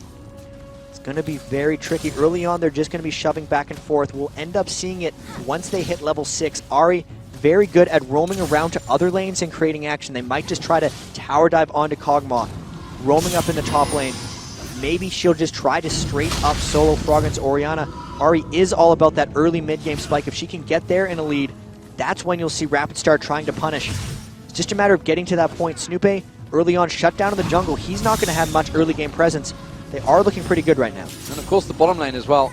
It is the Shen versus Vladimir. I mean, that's a tough lane for Wicked to deal with, I would feel. And even early on, it is ranged versus essentially melee. And Shy's Vladimir is an early game bully. Isn't always that way. A lot of things do shut down Vlad early, but definitely not Wicked Shen. Getting pressed around, 20 minions to 17. He's staying very even, but I think the overall pressure advantage definitely goes to Shy in that lane. So Snoopeh trying to get up towards the top lane, but MadLife and Woong had that ward, and he's still going to get poked out, actually. Snoopeh tried to just back away. You can see they shredded his health down to half straight away. Meanwhile, Cloud Templar sitting, waiting. Is he going to go for Froggen? Froggen might want to flash him into the tower if he comes in. He's going to go in. That's going to be the Twisted Fate. Pulls him all towards the tower. Has he got the damage to try and pull back onto Cloud Templar? He's just going to force away. But that was the flash burn there, and this big, huge creep wave on the bottom here for Wicked. He's happy to find the turret, though. He should be able to pick up most of the CS and deal with this. And look at this. Snoopeh coming out of base with 2 wards. He's going to try to save Froggen here. Froggen just had to burn his flash for that Maokai gank, so Snoopeh needs to ward both of the entrances. He covers one himself in mid lane. Snoopeh is going to cover the other. If he gets ganked again by Maokai and he's not in his tower, he is going to die unless Snoopeh is there to save him. That's why he's bought the 2 early wards. Really, CLG trying to stall this one out. They know it's going to be a race against time, as it seems to always be for CLG. But if he flash ults or flash gets the gank right here, Froggen's going to die. Froggen is very close. There's the flash. There's the twisted advance. Snoopeh's luckily there, but the charms landed across Froggen. Froggen will go down first blood to Rapid Star, and Snoopeh was not quite there in time. He had just come down and put the ward at Wraiths, but it was not enough. They didn't get the wards out soon enough, and Snoopeh was not in position to stop that. That was brilliantly set up. One gank into the next, what we see so much. Snoopeh still level 3, walking through a ward. Azubu Frost saw him, but they aren't backing out. They don't need to. Look how low CLG.EU is. They're going to just try to poke back, and he can just escape this, it looks like. Have they got enough? I don't think they have. Yellowpeak doesn't want to get close to this one, and Snoopeh's taking a lot of damage. immediately they are really starting to struggle out in the lanes. Azubu Frost, we've seen it before, are very strong in that lane phase, and it's CLG.EU that need the pressure on them. And Rapid Stars level 6 trying to roam up into this top lane. They're going to just take this turret right here or tower dive. When they see that they've been gone, I expect them to just take an early turret. They're trying to jump on CLG. 1,400 gold lead already, and it's going to balloon if they're able to take this turret. They are pressuring it. They are all over the turret. I'm not sure they got the creep wave to try and take it down. They're going to back away. MadLife is backing off. There is another wave coming in. If Woong wants to push for it, they could take it. But instead, they must want to keep this lane phase going. And when you actually look at this here, 51 mini kills to Woong, 26 to Yellow Pete. So that's Sona Ezreal destroying their lane up top. They actually want to extend that for as long as possible. The bigger lead that Woong can get on Yellow Pete while they have this isolated 2v2, the better. They're winning every lane, really hands down. The gank onto Froggen. Snoopeh's down in the jungle big because of the early game. Sona Ez, no way of CLG for dealing it right now. And even the bottom lane is the closest one, Shy, even in minion kills. That's going to be their really last hope to turn around. Wicked's going to have to Shen ult in and turn something, but that's just going to give them a lane advantage. This is looking great for Azubu Frost early, and they need it. So potential early Deathfire Grasp going to come out from Ari. The first item's going to go for. The question is, how is Froggen going to deal with it? When Mercury treads, wanted to keep that charm down to a bare minimum.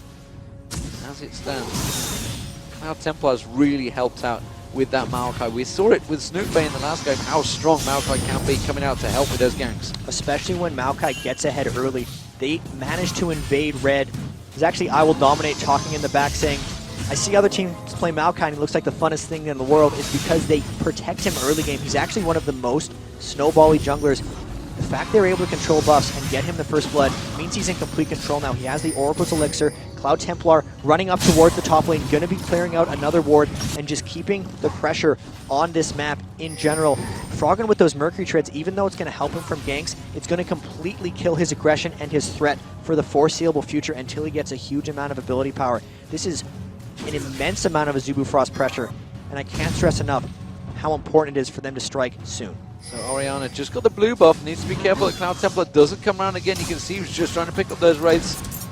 Froggen wanted to get on that, but Cloud Templar interrupting them. Yellow Pete and Crepo were ready for that one. They wanted to try and start something there. They are going to try and take the red buff away, which means they're going to help out. Is it going to be Yellow Pete that picks it up? We are seeing Snoopeh coming round. Is he going to finish it off for them? Who are they going to give it to? It is going to be Yellow Pete. So they've realized they need the pressure. They need that extra damage on that top lane. And this is really CLG looking for counter ganks. The reason they wanted to have Yellow Pete and Crepo down there is because they were hoping that they were getting invaded and Wicked would ult in. Snoopeh just going back. This could be a dive onto Yellow Pete. Wicked could try to ult in, but that wouldn't be enough to save Yellow Pete if they get in here before Crepo gets back. They're not shoving the lane very fast, but they really want to kill him here. Yeah, he is all on his own. We just saw Snoopeh back off. The wave now coming in. Yellow Pete has got to be aware. Look at that. They sense Spider it. sense is coming in. But, oh, and he's hit level 6. Is it going to be enough to poke away? Ari's going to come around, and he's backed away. Wisely done there. Yellow Pete, Spider sense is tingling there. There was no vision at all. And we saw Snoopeh go back on that corner. They're just going to have to give up the turret. And with that, that's 2,500 gold advantage. Only 9 minutes, 40 seconds into the game. Cloud Templar more than happily holding off this mid lane. And Froggen, with the Mercury treads, can't get aggressive. Ari, despite not roaming anywhere successfully yet, has a Deathfire Grasp at 10 minutes. That roam is going to be a kill when she gets somewhere. She is going to burst down whoever they eventually decide to tower dive. It could very well be Froggen. It's just a matter of CLG stalling. This ends up being the case every game because they are down early and there's no way they can fight now, especially with the way they're playing and especially with their itemization choices. It's all about Azubu Frost pressure here and now. So CLG.EU 1-0 up with a clever little poke comp in the first game. Can Orianna hold that 100% record for CLG.EU, or have Azubu Frost figured out how to defeat them? As it is, it seems to be working very well. We see the lane swaps, we see the dragon push. And you can see Gunwung now down that bottom. Wicked has just gone back. Azubu Frost have got this dragon completely for free. And Woong's not even going to have to leave his lane. They're going to try to get another fast push tower down after this one. They're not even getting low on this dragon, really. So much healing coming out for Cloud Templar. 3,500 early game gold. This could be too passive for CLG.EU. They've fallen so far behind. They haven't been able to counter any of their aggression, and they're getting pushed around by Azubu Frost right now. This bottom turret already at half health. Cloud Templar actually getting caught up by Wicked. He flashes away. Ooh, that would have been a close one. And now the aggression is on. Half health on that bottom turret. They've swapped lanes. Yellowpeak's trying to recover. It's on them to keep pressing. Snoopeh still has got that flash. Could also flash impale someone. Is hanging around that bottom lane. But Yellowpeak is off on the top. He's farming. We've got, looks like Cloud Templars just coming down to try and see if he can try and stir up some trouble. Poking the Hornet's Nest. Meanwhile, Rapid Star and Froggen just having a little back and forward in the middle. Cloud Templar is still lingering. I think he's been spotted by the ward that was above, though. It was in the tri-bush. He hasn't shown himself. Now he will, and he'll clear that ward out. And that's actually going to cause... Is it going to cause Wicked to go back? No, it's causing Snoopeh to come down. They're going to try and dive it. Cloud Templar trying to be aggressive. They're trying to push on towards the turret. The turret at the moment, and that's going to be a flashing gate straight towards the cross. Wicked is trying to get aggressive. Went for good was saving out the turret. Might be a little bit too late, though, because that turret is already almost down. And he had to burn his flash for that, so the next engage isn't going to be so easy. If there is a saving grace for them, it is the fact that Yellowpeak got a bit of free farm there and is only 30 minions behind Gunwound. But if they get another turret down, it's just going to snowball into the third turret kill in the mid lane because they're getting a huge amount of global gold kicking here. Orianna is out farming Rapid Star's Ahri in the mid lane by about 12, but the kill advantage is going to even out. And this is just pressure by Azubu Frost. It is Turrets pressure going down. But we're also seeing classic CLG, where they've said themselves, you know, we've just got to play safe against the Azubu Frost. Wow, if they get the turret off the back of this, they'll be gobsmacked. Yeah, immediately the True Shot Barrage goes across. That's going to keep them to go away.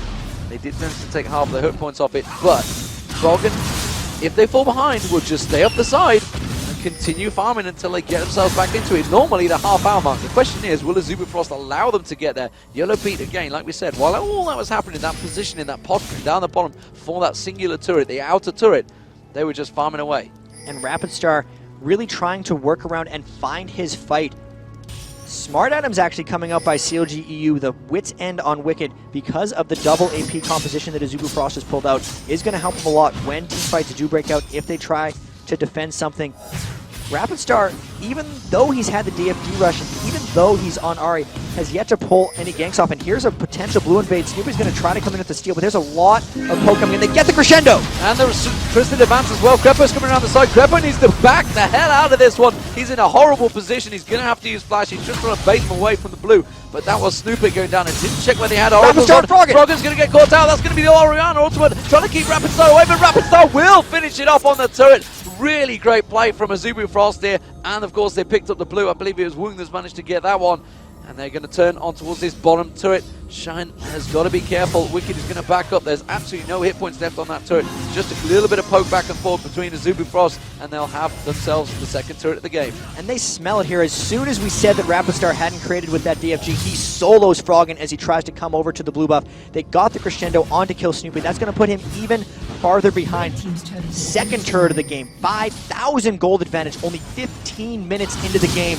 Mid turret's going to be next. Everyone on CLG.EU frantically trying to keep up, trying not to get caught out of position, trying not to fall too far behind, but they are falling behind fast right now. This is the biggest early gold advantage I've seen someone have on CLG.EU this tournament.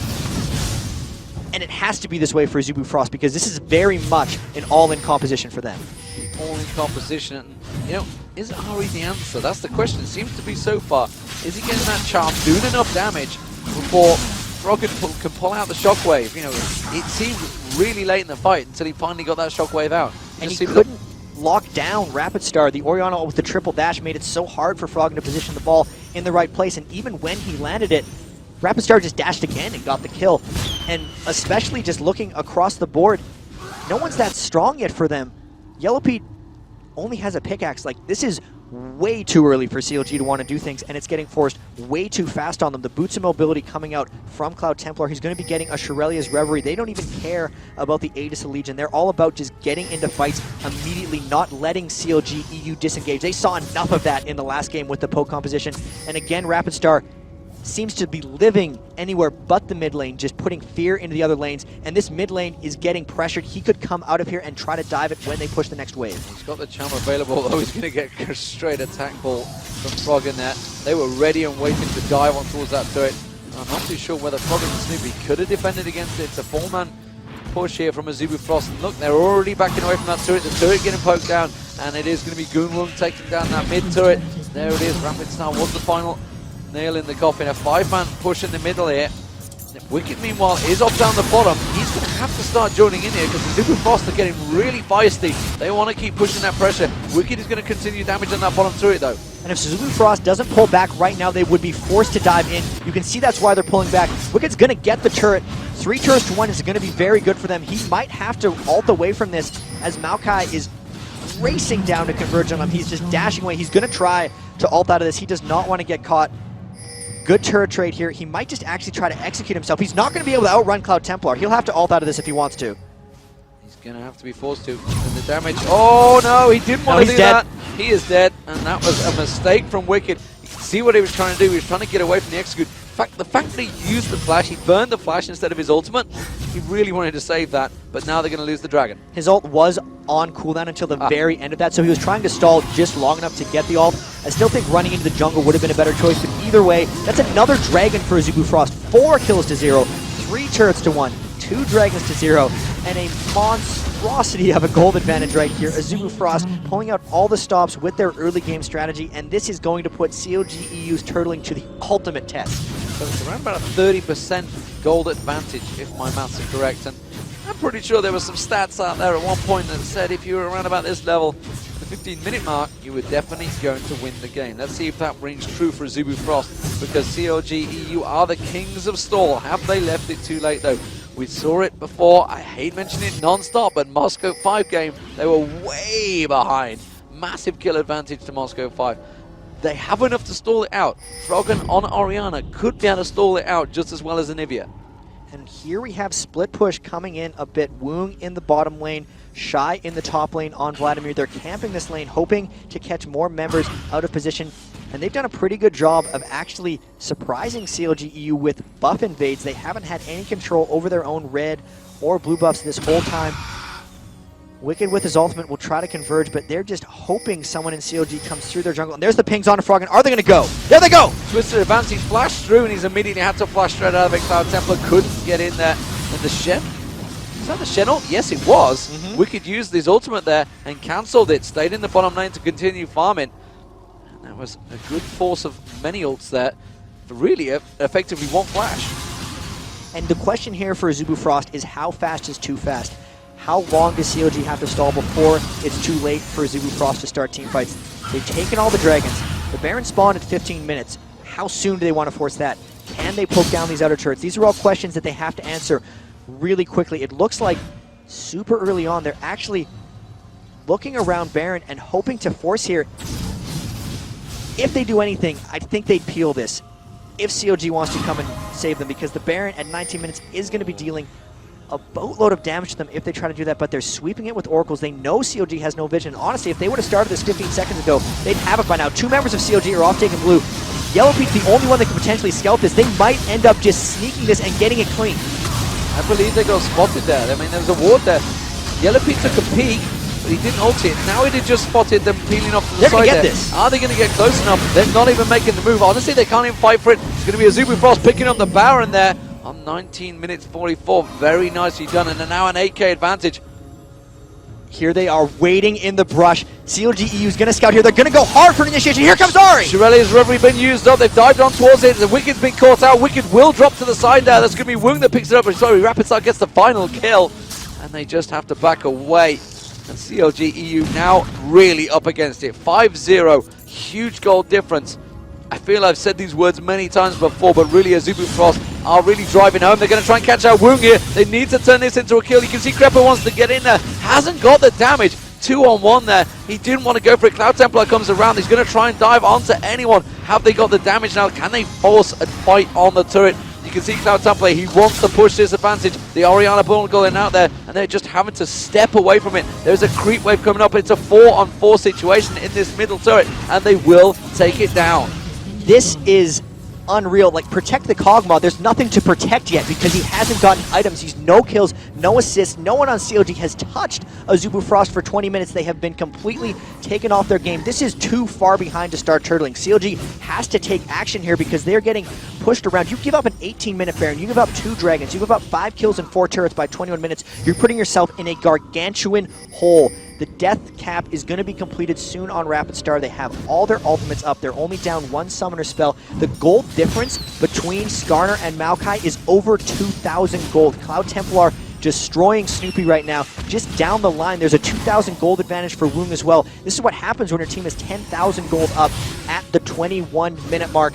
And just overall, top lane even 2,000. So everyone just 2,000 gold ahead. That's why it adds up to 10. Haunting Guy's Sork shoots on Vladimir, the Abyssal Scepter, so much Magic Pen for their double AP composition. They now have an Aegis of the Legion onto MadLife. He got that fast. It's just when you get all these objectives so early, you tend to just get everyone with the aura items, and with this Baron buff, they would not be surprised if they dive straight onto an inhibitor turret very shortly. Well, of course, I mean, it could be Shy diving in there. Vlad ultimate across, just pull away. Cloud Templar diving in. They have such the comp that they could just engage on CLG.EU. There's no reason to stall the game out. They could just drive it home. There's a wave coming up on the top lane. They could switch across to that one. They're going to see if they can get a little bit of poke in there. You can see that Rapid Star is just off at the side. He wants to see if he can pop that charm out. They are going to go to that top lane. That big wave coming in. CLG.EU cannot defend this one. And this is the smart play in a lot of ways. They're taking the outer turrets before they go for an inhibitor defending turret. Phantom Dancer finally getting completed onto Yellow Pete, so he will be doing a bit of damage. They do have a Rod of Ages on Froggen, but they're indefensible outer turrets. That's 5 turrets to 1 now. Will they try to go out for that other bottom turret, or if they should dive? I think they should dive. It's in their best interest. The wave is getting held. Orianna is clearing it well. But they're so far ahead right now, I don't see how CLG.EU could repel this if they go for it. In OGN Championships, when they got that round back, they managed to pull it back 2-1. CLG was so down on themselves, they knew they'd given it away. Will they do it again? Azubu Frost looking incredibly strong in this game, and they are just going to switch things up, playing it safe, going to clear out that bottom wave and take the bottom turret. They are not in any aggressive, crazy situation. They have it in full control. 11,000 gold difference, 23 minutes gone. That is enormous, almost double in terms of what CLG have managed to gather themselves. And they've really ended the laning phase remarkably early against CLG, which is stopping them from getting to some of those end game items. Oftentimes they can stretch the game out at infinity and just get the max items. Kog'Maw, not at infinity, it's not even close. They still don't even have an Aegis of Legion. Another Dragon coming down for Azubu Frost. Their Baron buff is gone, so they might even wait for the next Baron.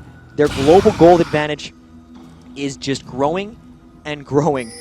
Woong going to be getting that Bloodthirster soon. They can probably take this next outer turret down without having the Baron buff just because their itemization is so far ahead. The death cap has been completed onto Rapid Star. He can one-shot any member of CLG.EU, even if it was Wicked at this point, because they are just so far ahead. This is going to have to be a legendary turtle for CLG.EU. They've had a couple in the past, but this is asking for a lot. It is asking for a lot, and of course it's for a place in that finals. It could take it 2-0 if they can get it, but it's looking desperately dangerous for CLG.EU and Azubu Frost. They seem to be the comeback kings. They've proved it once against CLG. CLG desperately fighting for this one. We got Snoopeh off in the mid lane, so it would be a 5-on-4 push. Instead, they're just going to take away that blue buff, starve out any of the buffs that CLG could try and get, any gold advantage, and it is just growing, like you said. It's now 13.5k. The gold advantage continues. The True Shot Barrage off towards the top lane doesn't have enough damage to take down the turret wave, but it doesn't matter because now Woong is going to push on towards the turret. And there is the charm. It went on towards Wicked. Death by Grasp actually used out there. Didn't know I'd tell a lie. That was just a straight burst.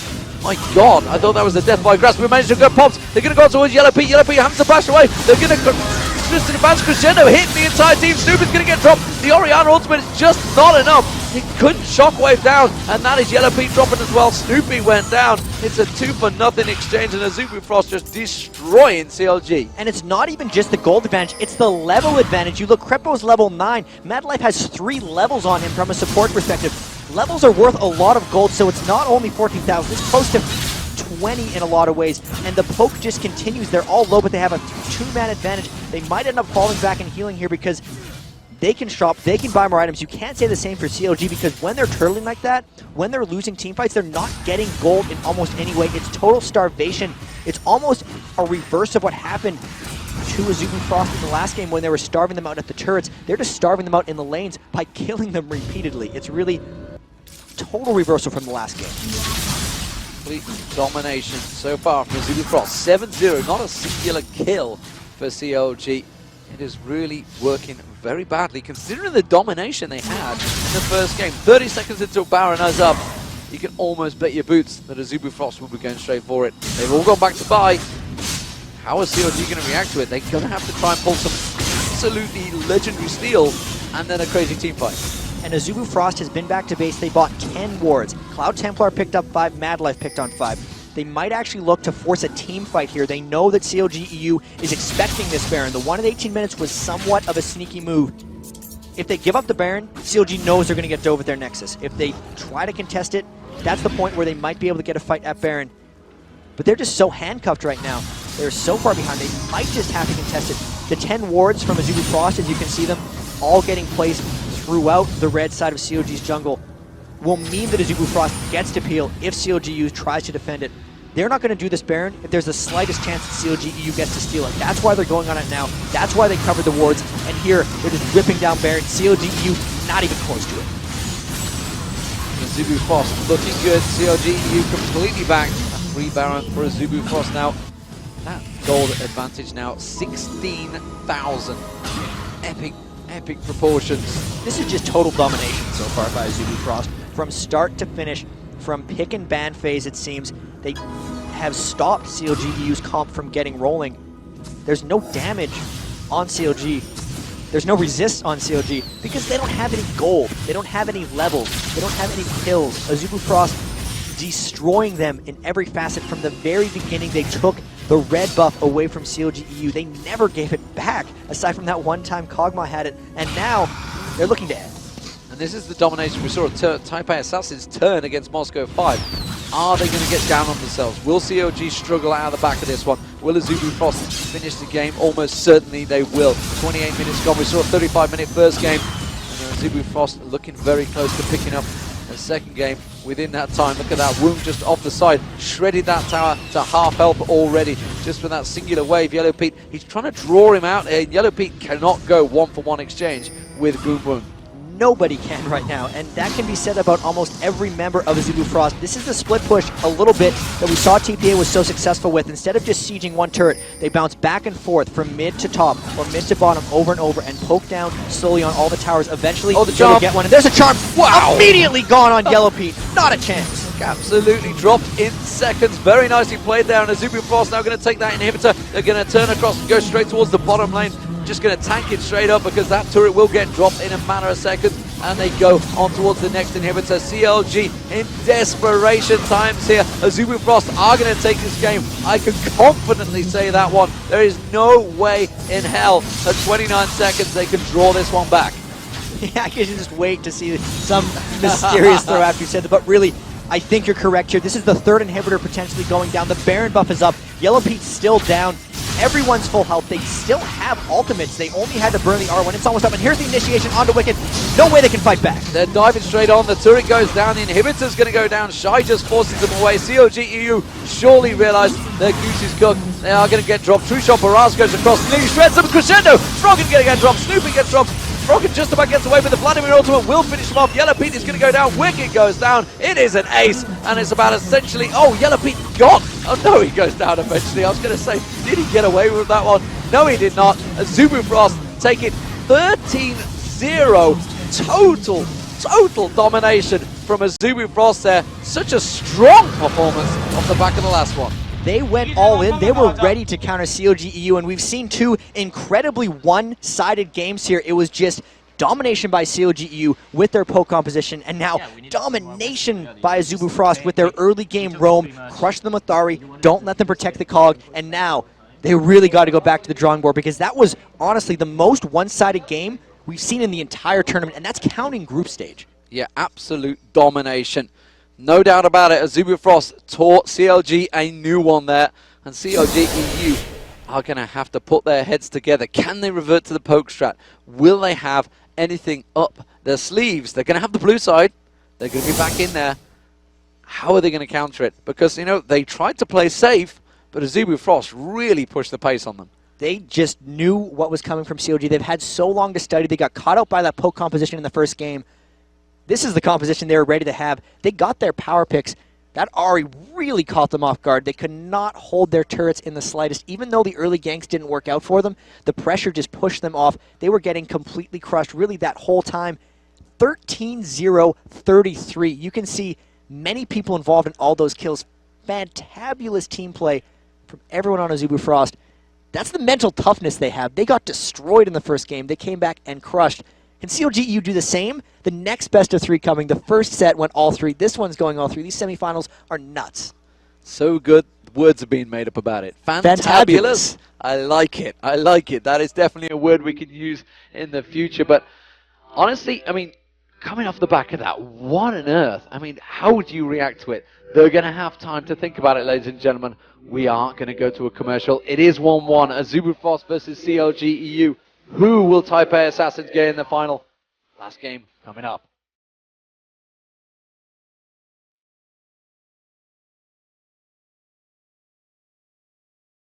Ladies and gentlemen, to the World Playoffs. Day 4, the extended series. It didn't quite complete at LI Live, but it will complete here at the Galen. Jat, we have just seen Azubu Frost completely respond everything that CLG threw at them. Joining us once again, it is going to be Skara from Team Dignitas, the AP mid. And wow, Skara, what an absolute dominating performance by Azubu Frost. Absolutely crazy, that game. Yeah, I mean, we can see it. We've got the stats in front of it there. So Ahri versus Orianna, is that the key? No, that's the thing is, like, I feel like that matchup is actually fairly, like, good for Ori. The issue here was that they had like the counter pick potential for a lot of lanes, and they ended up picking themselves into an area where, like, if pre-6 they fell behind, and Skarner is a champion that can't help till 6, and Maokai is a champion that can. So if Maokai was able to make the plays before 6, before Skarner can get big and help his team, they were going to lose. And they counter-picked each of their lane, or like they set themselves for bad lane matchups. Like they last picked Shen, whereas when we were researching CLG.EU, Shen actually, like, we've noticed that, like, they don't actually play Shen, like, extremely well, and they're not very consistent with Shen. So we were actually I was very surprised when they picked Shen there, because I was like, I don't know how good, like, they are with Shen.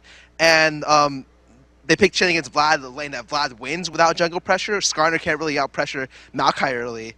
And all Maokai had to do was get 1 kill. So he just went in from 2 different sides of middle, burned flash the first time, and then got the guaranteed kill the second time. And as soon as that happened, the game snowballed out of control because like they just kept trying to recover, and Azubu Frost wouldn't let them recover because they're like such an excellent team. So then, what does CLG do for the next game? Because we've seen 2 really one-sided games. That last one, that was an early snowball, and they kind of picked themselves into trouble. But that first game, that was a really great poke composition. Dignitas has ran some really good poke comps themselves. How do you counter that? Will Azubu Frost let it through? Can they play against Jace? What do you think they're going to do? I think they're considering the fact that they don't think Wicked can play much outside of Aurelia and Jace. So I think they're definitely go for like Aurelia Jace bans again, just to force Wicked on someone that they think he's weak on. Which, to be honest, I feel like that might be accurate. Okay. So we might this game see something that Wicked's more comfortable with. Like I feel like Wicked they might look for a Malphite comp this game because Wicked's been really like on the Malphite train for the past couple of weeks, especially if Aurelia is banned. And maybe target ban like another like AP mid like Karthus middle, and just look for the identical picks as before, and maybe give them Orianna to try to set back both the AD carry lane and the other lane. Because if only Froggen gets ahead and they're able to control the jungle and the rest of the map, then it's not an issue for them to dominate the game. So I mean, they're back on blue side again too. So that last time, CLG had to ban out Anivia for themselves. Do you think the bans are going to be any different? Like, how important is blue side between these two teams' matchups? With everything's been a target ban, so much has been about the first pick. Are they going to work around that? Is it going to make much of a difference? I think whichever team is in blue side for this matchup has to ban Anivia. just Okay. because both teams have probably like the best Anivias in their respective regions. And it's very telling that CLG.EU was forced to ban Anivia on the purple side. That's how much respect they show Rapid Star. So we're probably going to see another Anivia ban from CLG.EU, but I'm unsure what they'll target ban now. Like you've seen Maokai and Skarner consistently throughout a lot of CLG.EU games, so I don't know if they'll target ban like one of those out because that's what they play, but they might have to just to get one of them and deny one from the other team. Yeah, and of course, I mean, we could talk about the bottom lane. Goonwung has been fantastic this tournament. Yellow Pete seems to have struggled in that bottom lane. Of course, obviously with the Sona comp with the Ezreal, it was obvious they were always going to win that lane, but they absolutely crushed it. Definitely off the first. I don't. That's just a bad lane matchup, in my opinion. Like, I don't think Yellow Pete could have played that much better and outskilled an Ezreal Sona lane. Like, it's up to the Ezreal and Sona lane to win. Like they have the winning numbers, and it's up to them to like play poorly for the Kog'Maw lane to come back, or to even like be in the game. It's really strange, actually. You look. Do you think there's going to be much contention around the Maokai pick? Because even in the previous set between Moscow 5, those Maokais getting ahead early have really swept a lot of these games over. Snoopeh is so good at Maokai, and if they want to go with another quick kind of double AP push comp, you'd think they'd want to control that. But as you said, they're out of bans in a lot of ways because they're going to have to ban Anivia since they're blue side. They want to ban Aurelia and Jace because they got to keep those away from Wicked. So would you expect maybe a first pick Maokai from CLG, or is that way too dangerous? No, they'll definitely go for early pick Maokais because that's what they build most of their strategy and their team comps around. He's a very versatile jungler. He can do a lot of things. I actually maybe might look for a Vlad ban here if I'm CLG.EU. I don't think Wicked has much left in his arsenal that can deal with Vlad. He's left with like maybe Jax. If Jace and Aurelia both get banned, Malphite or Shen against Vlad isn't a really good matchup. So they might actually look to just ban out Vlad and force him to pick something where Wicked can, again, counterpick correctly. Well, I mean, the problem is that they've been banning Jax because that is one of Shy's major champions. So would they try and take that away from him? I mean, there's no way Wicked plays Jax. I've never seen it. Do you know? Yeah, no. I don't think he's played much Jax, but I guess if you have to, yeah, I don't know. His Jax is definitely scarier than his Vlad, but leaving the Vlad up means like Wicked has a very limited champion pool. I think he's one of the players with one of the tops of the very limited champion pool, not like a player like Macnoon. Macnoon has like, he can play like every champion top lane. So like when you play against CLG.EU, you know, like most of their roster has like very comfortable picks they pick all the time. Like scouting CLG.EU is very, very easy. It's just outplaying them that's the hard thing. That's what Azubu Frost has been able to bring to the table. Like they mechanically they are as talented or more talented than CLG.EU. So all they have to do is be able to control the ban pick phase well, and they're already set to win this game. So how do you deal with it? You've just been crushed so heavily. Probably the biggest win in the tournament, I would say, for Azubu Frost. You know, absolutely destroyed the opposition, even more so than Moscow 5 and Topaz Assassins. In the previous game, how do you reset your mind? You know, do you just say we were outpicked, or just just get on with it? You just have to forget about it. Like, especially CLG.EU, I know they're a very tight-knit group. They're a strong enough team to be able to get over losses. Like, that's what makes them good.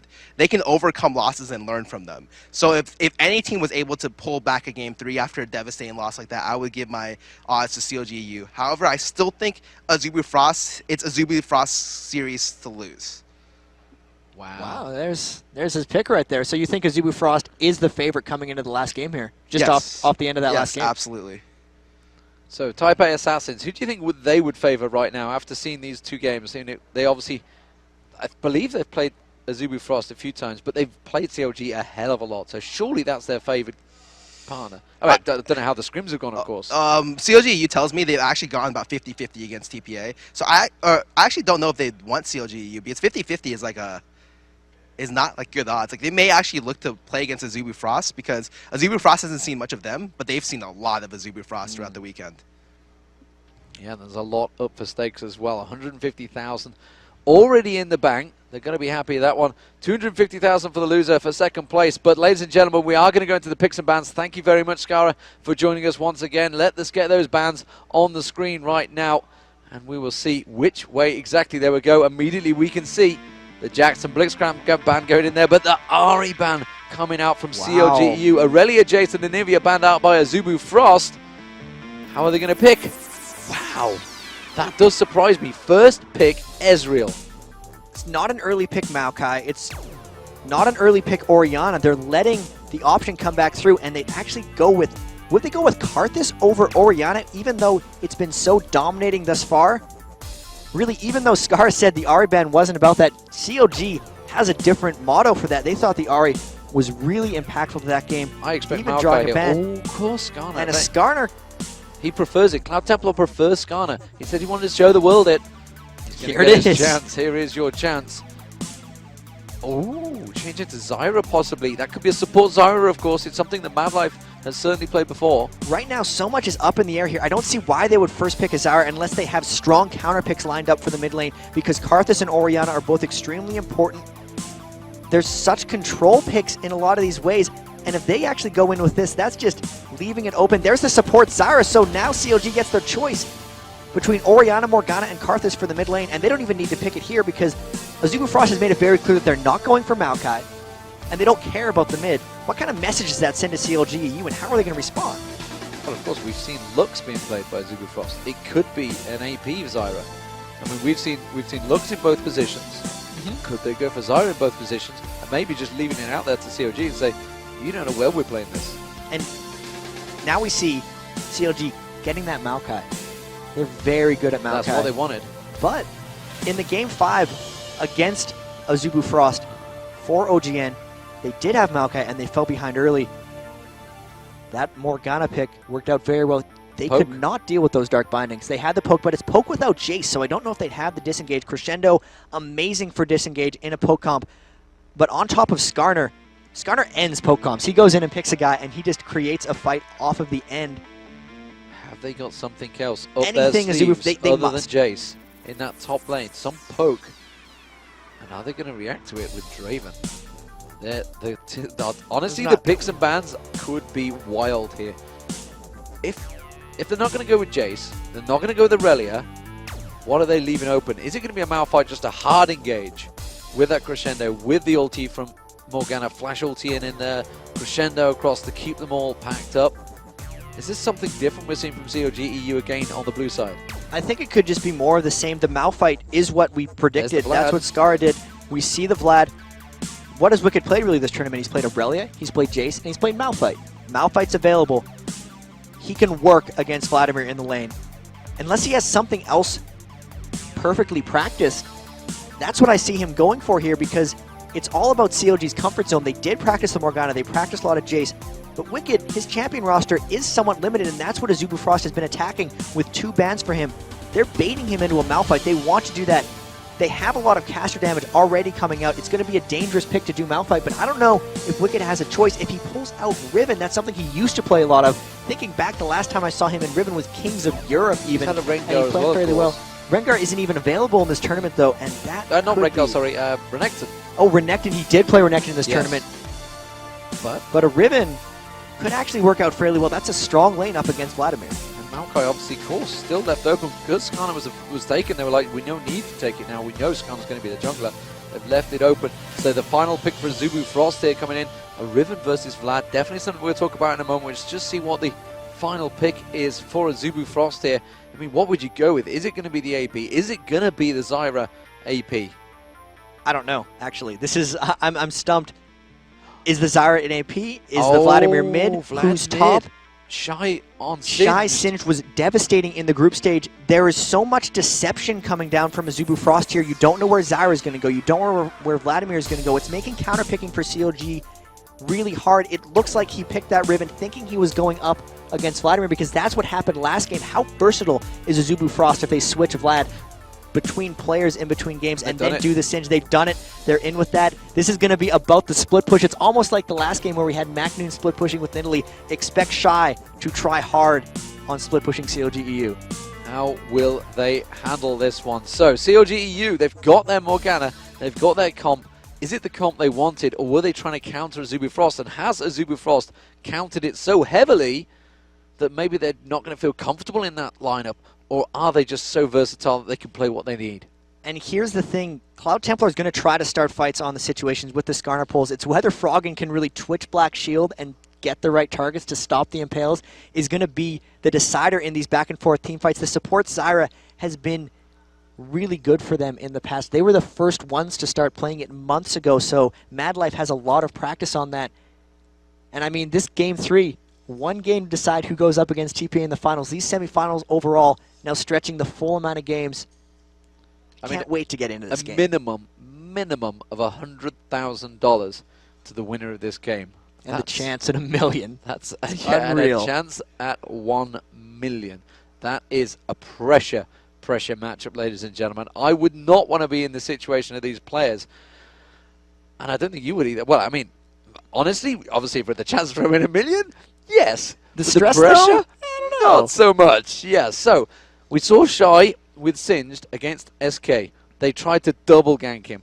Just did not work. He was so strong. Do you think Wicked, a very, very confident top laner, can deal with him now that he's on Riven, a champion that he's not played all tournament? And so much of it's going to be about Snoopeh's ability to support him in that lane. One thing that does slow down Singed is chain slows, and Maokai can put out a lot of that, so he might be in a bit more danger this time on Singed than he was the last time. But now that we're right into the game, these teams just running out, will we see any crazy level 1s? Because who would think in this game an early level 1 could very well decide at any small mistake. As we've seen, both teams so good at just snowballing their advantages. CLG off the back. What happened that last game? They gave up 13 kills to 0. They got absolutely destroyed. Both these teams have proven that they can bounce back. Everything's on the line right now. Everything is on the line, and if you've just joined us, CLG.EU are on the blue side, Azubu Frost on the red. It is 1-1, all square, last game of the night. Who will join Taipei Assassins in the finals on October 13th, this Saturday, here at the Galen Center in Los Angeles? That will be at 5 p.m. The question is, who will get there? Azubu Frost just put up an absolutely dominant performance, and both teams are on the invade. And they really went exactly mirror of each other at the start, going into the same triangle brush, but now CLG.EU working around, they put a ward onto Azubu Frost's red buff, and here Azubu Frost is actually just staying around their blue. This is the exact mirror early of what happened to them that put Snoopeh behind on Skarner. They gave up the red while taking their own blue, and they could not counter back, but now they're actually roaming around a bit more. Shy taking a very dangerous route through his own jungle, face checking. That could have been death. 2 wards in the jungle there. Azubu Frost with the invade and now backing out, and they're not actually taking an early red. And this might be the most standard start we've seen yet. We are seeing Shy get spotted by that ward, and he's going to start off at the race, which as you can see, Froggen immediately going back there. He's going to try to steal the big blue one. He does manage to land it on Shy instead, which means he will not get to steal it. Does a bit of damage to Shy though. Causes him to have to use a health pot already. Super Frost going to pick up their own blue here. You can see the blue buff also being picked up by CLG. Wicked slowly but surely stepping through into those bushes. And actually we see CLG.EU with 2 members in the top lane. Shy going to have to deal with the 1v2. And the big thing about this is they have 2 invaded wards in the jungle, and they're going to go for an invade on the red buff here because they completely outman them, and they can't fight up against this. He saved his smite, so he has the potential for a steal, but they'll have no vision. CLG's going to pull this around, and Cloud Templar is either going to get himself killed trying here, or he's going to have to back away. This is a great aggressive play by CLG.EU. Yeah, they're baiting it out. Now they're going to go in twisted advance on towards Cloud Templar. They're going to try and finish him off first. Blood surely coming in. Cloud Templar, no, he's just getting away. They waited for Yellow Pete to pick up the kill. And now they're going to try and take away that red buff. Of course, Smite is still there. There's Snoopeh, uses it up. They could go to Shy here. Shy on that top lane. He's already realized that he's backing straight away and desperately going to run off. And he will back away from that danger. That early start, so clutch. The 2 wards, the super delayed invade. And that could have been recognized by Azubu Frost when they realized Wicked was bottom and that the 80 carrying support hadn't showed yet. Maybe just a slight slip up. So much pressure on these guys right now, you can hardly blame him, but losing the blue buff and giving it to Ezreal early could be devastating. Now, this is clever. Trying to invade Snoopeh. Behind him, Cloud Templar has not been spotted yet, but this could get turned around and be disastrous. Snoopeh already picked up the wraiths of Cloud Templar. Now Cloud Templar's out of position. He's just going to try and bully his way out of it. He could just twist to advance straight across to Cloud Templar. Cloud Templar instead forces the flash from Snoopeh. Clever, good play there. MadLife could come up. You can see the 2 AD in support had headed north. They're going to turn reverse around and steal the red buff away. And this is clever because they just took the same man advantage. The only disadvantage here is that they will not get the kill onto Snoopeh, so the jungle advantage isn't quite there. How's Shy going to end up dealing with this top lane, though? He had the 1v1. You need to get ahead on Singed in order to do things in the top lane. And if we go up there, you can see he's getting poked down rather heavily. He got that early cloth armor, but it doesn't seem to be enough. The poke from that Ezreal Sona lane, the lane that destroyed CLG in the previous game, is now in the hands of Yellow Pete and Crepo. Was that the difference? Can they turn it around? It's going to be very important, that top lane for Shy. Snoopeh going into that top lane, Shy very low, and it is incredibly hard in the early levels, of course, for Singed. Could they just try and drive home the advantage and take this turret? They've got a wave coming in. They're going to have another wave backing up in a moment. They're going to try and fend this one off. Shy has had to back completely away. He's going to take the golems, which in turn is going to cause problems for Cloud Templar. But with that, if CLG just decides to take this turret, they could get it because he's taken his health low on this, and Snoopeh would be able to dive in on him. They have Skarner coming up to potentially defend, but low mana, level 3 Skarner's not going to be able to hold this turret. We could very well see a 5-minute tower by CLG, but they are able to repel them, and they're actually ghosting in. They were Not trying sure to why I used that one. Desperately trying to force away from that turret, but eating a lot of damage. Of course, those saplings going in. The poke from Crepo. Yellow Pete putting a couple of mystic shots across. We are seeing the Wraiths taken away in that mid lane, but don't worry, we want to stick to this action because CLG still 3-man stacking in that top lane. Froggen's just desperately defending. He's going to clear out that problem. No worries at all. And Snoopeh staying here. Crepo's just covering off, managed to keep away in that distance, but that turret is slowly but surely going down. The poke again on Cloud Templar. He's going to back away. While this is all happening, neither jungler is gaining anything. They're just leeching in the lanes, and that's actually good for Cloud Templar because he was behind, but he's actually pulled ahead of Snoopeh in experience. The problem here is, with them sticking around, every time they get to the tower, the turret gets lower, their health gets lower, and their mana gets lower, and CLG.EU is not really expunging much to get there. They're going to try to just get this turret fast at 6 minutes. The counter push on the bottom lane is not getting this close. Oh my Rapid Start just at an inch of health. The solo almost coming out from Froggen, and this is pressure being applied right back at Azubu Frost, and they have to concede this top turret. They've conceded the top turret. Shoy has backed away. Here comes Snoopeh on towards that top, and that is Cloud Templar already gone away, and they will take the turret. Meanwhile, that bottom lane is being pressured, but here we go. Could be first turret of the game. 6 minutes gone into this game, very early. I'm amazed how low that mid lane was taken. It wouldn't have been a kill for anyone, of course. It had just been a funny death, but again, look at this. Yellow Pete immediately recognized the situation, says, we know we're going to take the turret, the minions are going to take it, we'll just carry on farming. Perfect timing on that turret, actually making sure as many minions were denied as possible. They got the cannon dead there. In the bottom lane, though, it's Zyra and Wound trying to get as much pressure on this turret as they can. Wicked just hit 6. He's going to try to clear the tower, but they're going to get this turret shortly as well. Yeah, they will do a return just as well. Goodwin will take the bottom turret. There you go. You can see the last hit coming in. Very fast pressure. Oh, Wicked flashing away there. And healing. He actually burned both of those summoner spells. That could have been a bit of a panic. That was a misclick, surely, to hit both. It had to be. The keys are right next to each other. It's a very rare mistake we see from Wicked. There's no way he meant to hit both. That makes him vulnerable in that lane. And that is the pressure we talked about. I mean, he's going to back away. He's going to go to top lane now. Immediately we're seeing the switch out, so maybe... In fact, no, I mean, the fact that he was backing away had no reason to use the heal. So definitely a misclick. Absolutely sure of that one. So now we're seeing Shy. We do not want to leave Shy left alone because Singed can farm like crazy. Oh, we're seeing Morgana there using the ultimate. Rapid Star forced to back away from Froggen. Black Shield on there. So how is... I mean, we've not really managed to catch a chance of this one. We saw Rapid Star was incredibly low, but this one is still seeming pretty even. And he's been farming out pretty well considering Morgana. Actually, Vladimir should have a favorable matchup against Morgana. He should have been able to bully up early. That's actually props to Froggen for keeping even in the minion score right there. Snoopeh level 4 trying to just go around because Shy went between the turrets, and they're going to try to run him down. They have potentially 3 men coming to gank here. He's got ult and Ghost to try to get away from this one. There's the twisted advance and the knockup. They're going to get the damage. Froggen's just waiting in the wings. He's going to realize that Dark Binding comes if he goes that way. Snoopeh taken down very low. He's got to back off there. Snoopeh goes down to the Ignite and the poison from Shy there. Now Wicked is in trouble. Shy 2v1 in CLG.EU. That's just, they thought you could keep him down by putting 2 members up against him. Nothing but Ninja Tabby. He pops the ult, and Snoopeh's got to think twice before he goes for another one. Rapid Star mid. In mid, and he's going to get ignited. That will drop him. The pull will not save him from that ignite, and Froggen will pick up the kill. And now they're going to try and turn that pressure in the mid. Crepo there at the moment. Meanwhile, down that bottom, Yellow Pete just quite happily farming off on his own. Wicked having to force Cloud Templar away from this turret. So it started off as a really great advantage for CLG.EU. Azubu Frost do not rule them out yet. I'm not sure what happened with Rapidstar that he really just got caught in a dark binding and spiked down.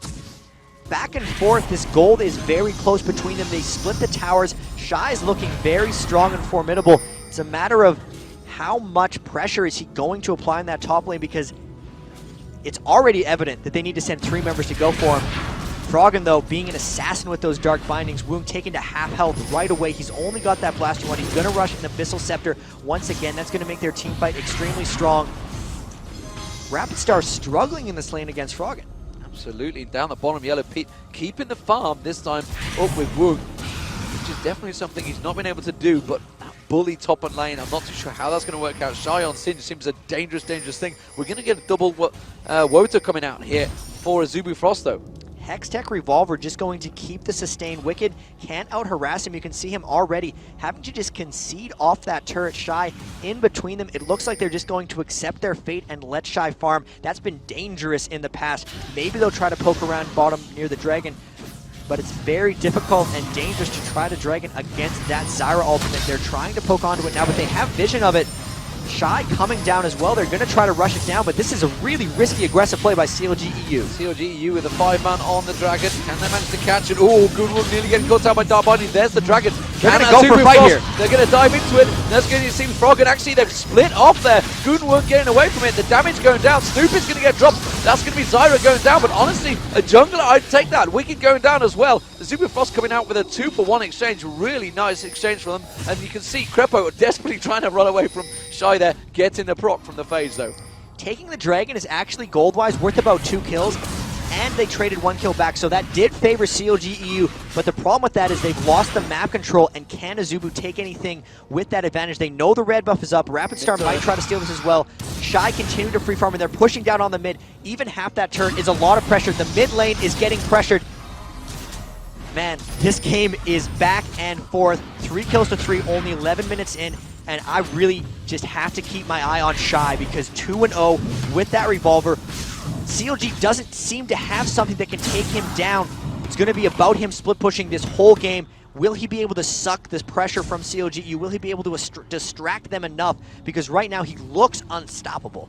Azubu Frost farming out any advantage they could there. Took away the Golems, took away the red buff, took away, I believe, the Wraiths as well, and put pressure on towards that turret. Took mid half health off. However, Wicked is farming in that top lane, but he's a long way behind, like you mentioned. Willie the Ancient's almost completed that. And it's just, look at that, the difference in gold. It's around about 800 gold for Singed. Big advantage there. Very much even between junglers. Massive advantage for Froggen, though. 1,000 difference already. And a big difference, importantly, Yellow Pete ahead of Gunwoo. This is probably the first time. That is a good lane for them. It's just the swapping. We saw the Sona Ezreal lane has proven to be pretty much the best, and that's what's granted them something here. Wicked trying to ult in mid lane, trying to get out of Rapidstar, but they disengaged. Nice route by MadLife. Just roots him up and pulls away. That's the danger, though. Bottom lane, Woong's got to be careful. There's Yellow Pete and Crepo trying to push the advantage here. They've got Snoopeh creeping around in towards that tri-bush, although he's going to walk straight in towards Rapidstar. Rapidstar's going to go in towards that tri-bush, and immediately you can see that Snoopeh's being very cautious about that. You can't see it, it's just above the screen, and it is just poking around there. There is Rapidstar, spotted the sapling, and Snoopeh does back away. Shy, he's going to come around the backside of Wicked. Wicked's got to be careful here. Wicked has no control over this lane. This is what we've seen Shy do to Kevin in the previous game. He's just sitting in the tower, daring CLG.EU to come, but they're actually just leaving Wicked up there. They're pinging down onto their blue. They think Shy could go there. He very well could. Wicked trying to push through and get minions for himself. They need to figure out a better solution to Shy here, because this free farm is going to end badly. Yeah, they do not want to get close. He's going to get the flip on Snoopeh. Look at that instant burst damage there. Snoopeh going down to half health straight away. Good lord, is he going to go back? And again, that flip would be back available shortly. The cooldown on. And now you can see Zyra and Vladimir coming across. Rapidstar really wants to get that blue buff, steal it away. Cloud Templar in there as well. But over in the bottom lane, they do have a 2v1. Woong actually doing a fantastic job clearing the wave, so they're not able to get quite onto that yet. The blue buff, all of this is coming on the back of Shy. He is carrying their team through right here. The blue buff's there. They're going to dive Wicked. There's nothing you can do. That tower absolutely dead. They could just walk straight through it and do the damage on the turret. The turret almost gone. You can see they're going to close around it. Shy can tank this one up all day. Cloud Templar's going to come around. You can see Wicked dives up towards MadLife. Can he take anything from this one? He's trying. No! He flashed out of the damage. Beautiful play there, and Shy manages to pick up the kill. They're going to get the turret on the back of that and just absolutely destroying CLG in that top lane. Very well played. Shy is unstoppable right now, 3-0. And look at how they're holding the other lanes. Rapid Star is holding off mid, and Gun Woong is just soloing Yellow Pete and Crepo, who I thought would be able to take down that wave, but they can't get the creeps to stay in the turret, blowing them all away. So much attention is being devoted to Shy, and Azubu Frost is actually supporting him very well. Dominating that lane, dominating the game, and this game is close in gold, but from a pressure and control perspective, it's all Shy. We talked about the dominance that Stanley put down, and Shy proving it once again with Singed. He did the exact same thing against SK. Kevin has nightmares about that lane. He insisted it was all about that one kill early on, but honestly, he's proven it right here against Wicked. He is an absolute fantastic Singed. He was kept in a 2v1 lane, and he still managed to hang on in there. He kept his gold up, he did the jungle, they turtled the tower for quite a while, and as soon as he saw that window, he's 3 levels ahead of Wicked right now. He is destroying, and look at the actual wards coming out by everyone on Azubu Frost. They got 6 across the team, 5 different members. They're going to be warding up everything. This tells me that they're looking for early control again. Could we see another early Baron? Could we see another early Dragon? At the very least, it's just to help with the control. Froggen trying to stop that mid lane pressure, but it's all about Shy. It is all about Shy, but the saving grace for CLG.EU on the back is straight away the fact that Gunwung's been out-farmed, so there is going to be damage on Yellow Pete this time around. Where is Shy going? I'm keeping my eye on him in that Wolves. He's going to come round towards the middle. I'm not too sure. He's just sticking off to the side there. They spot him.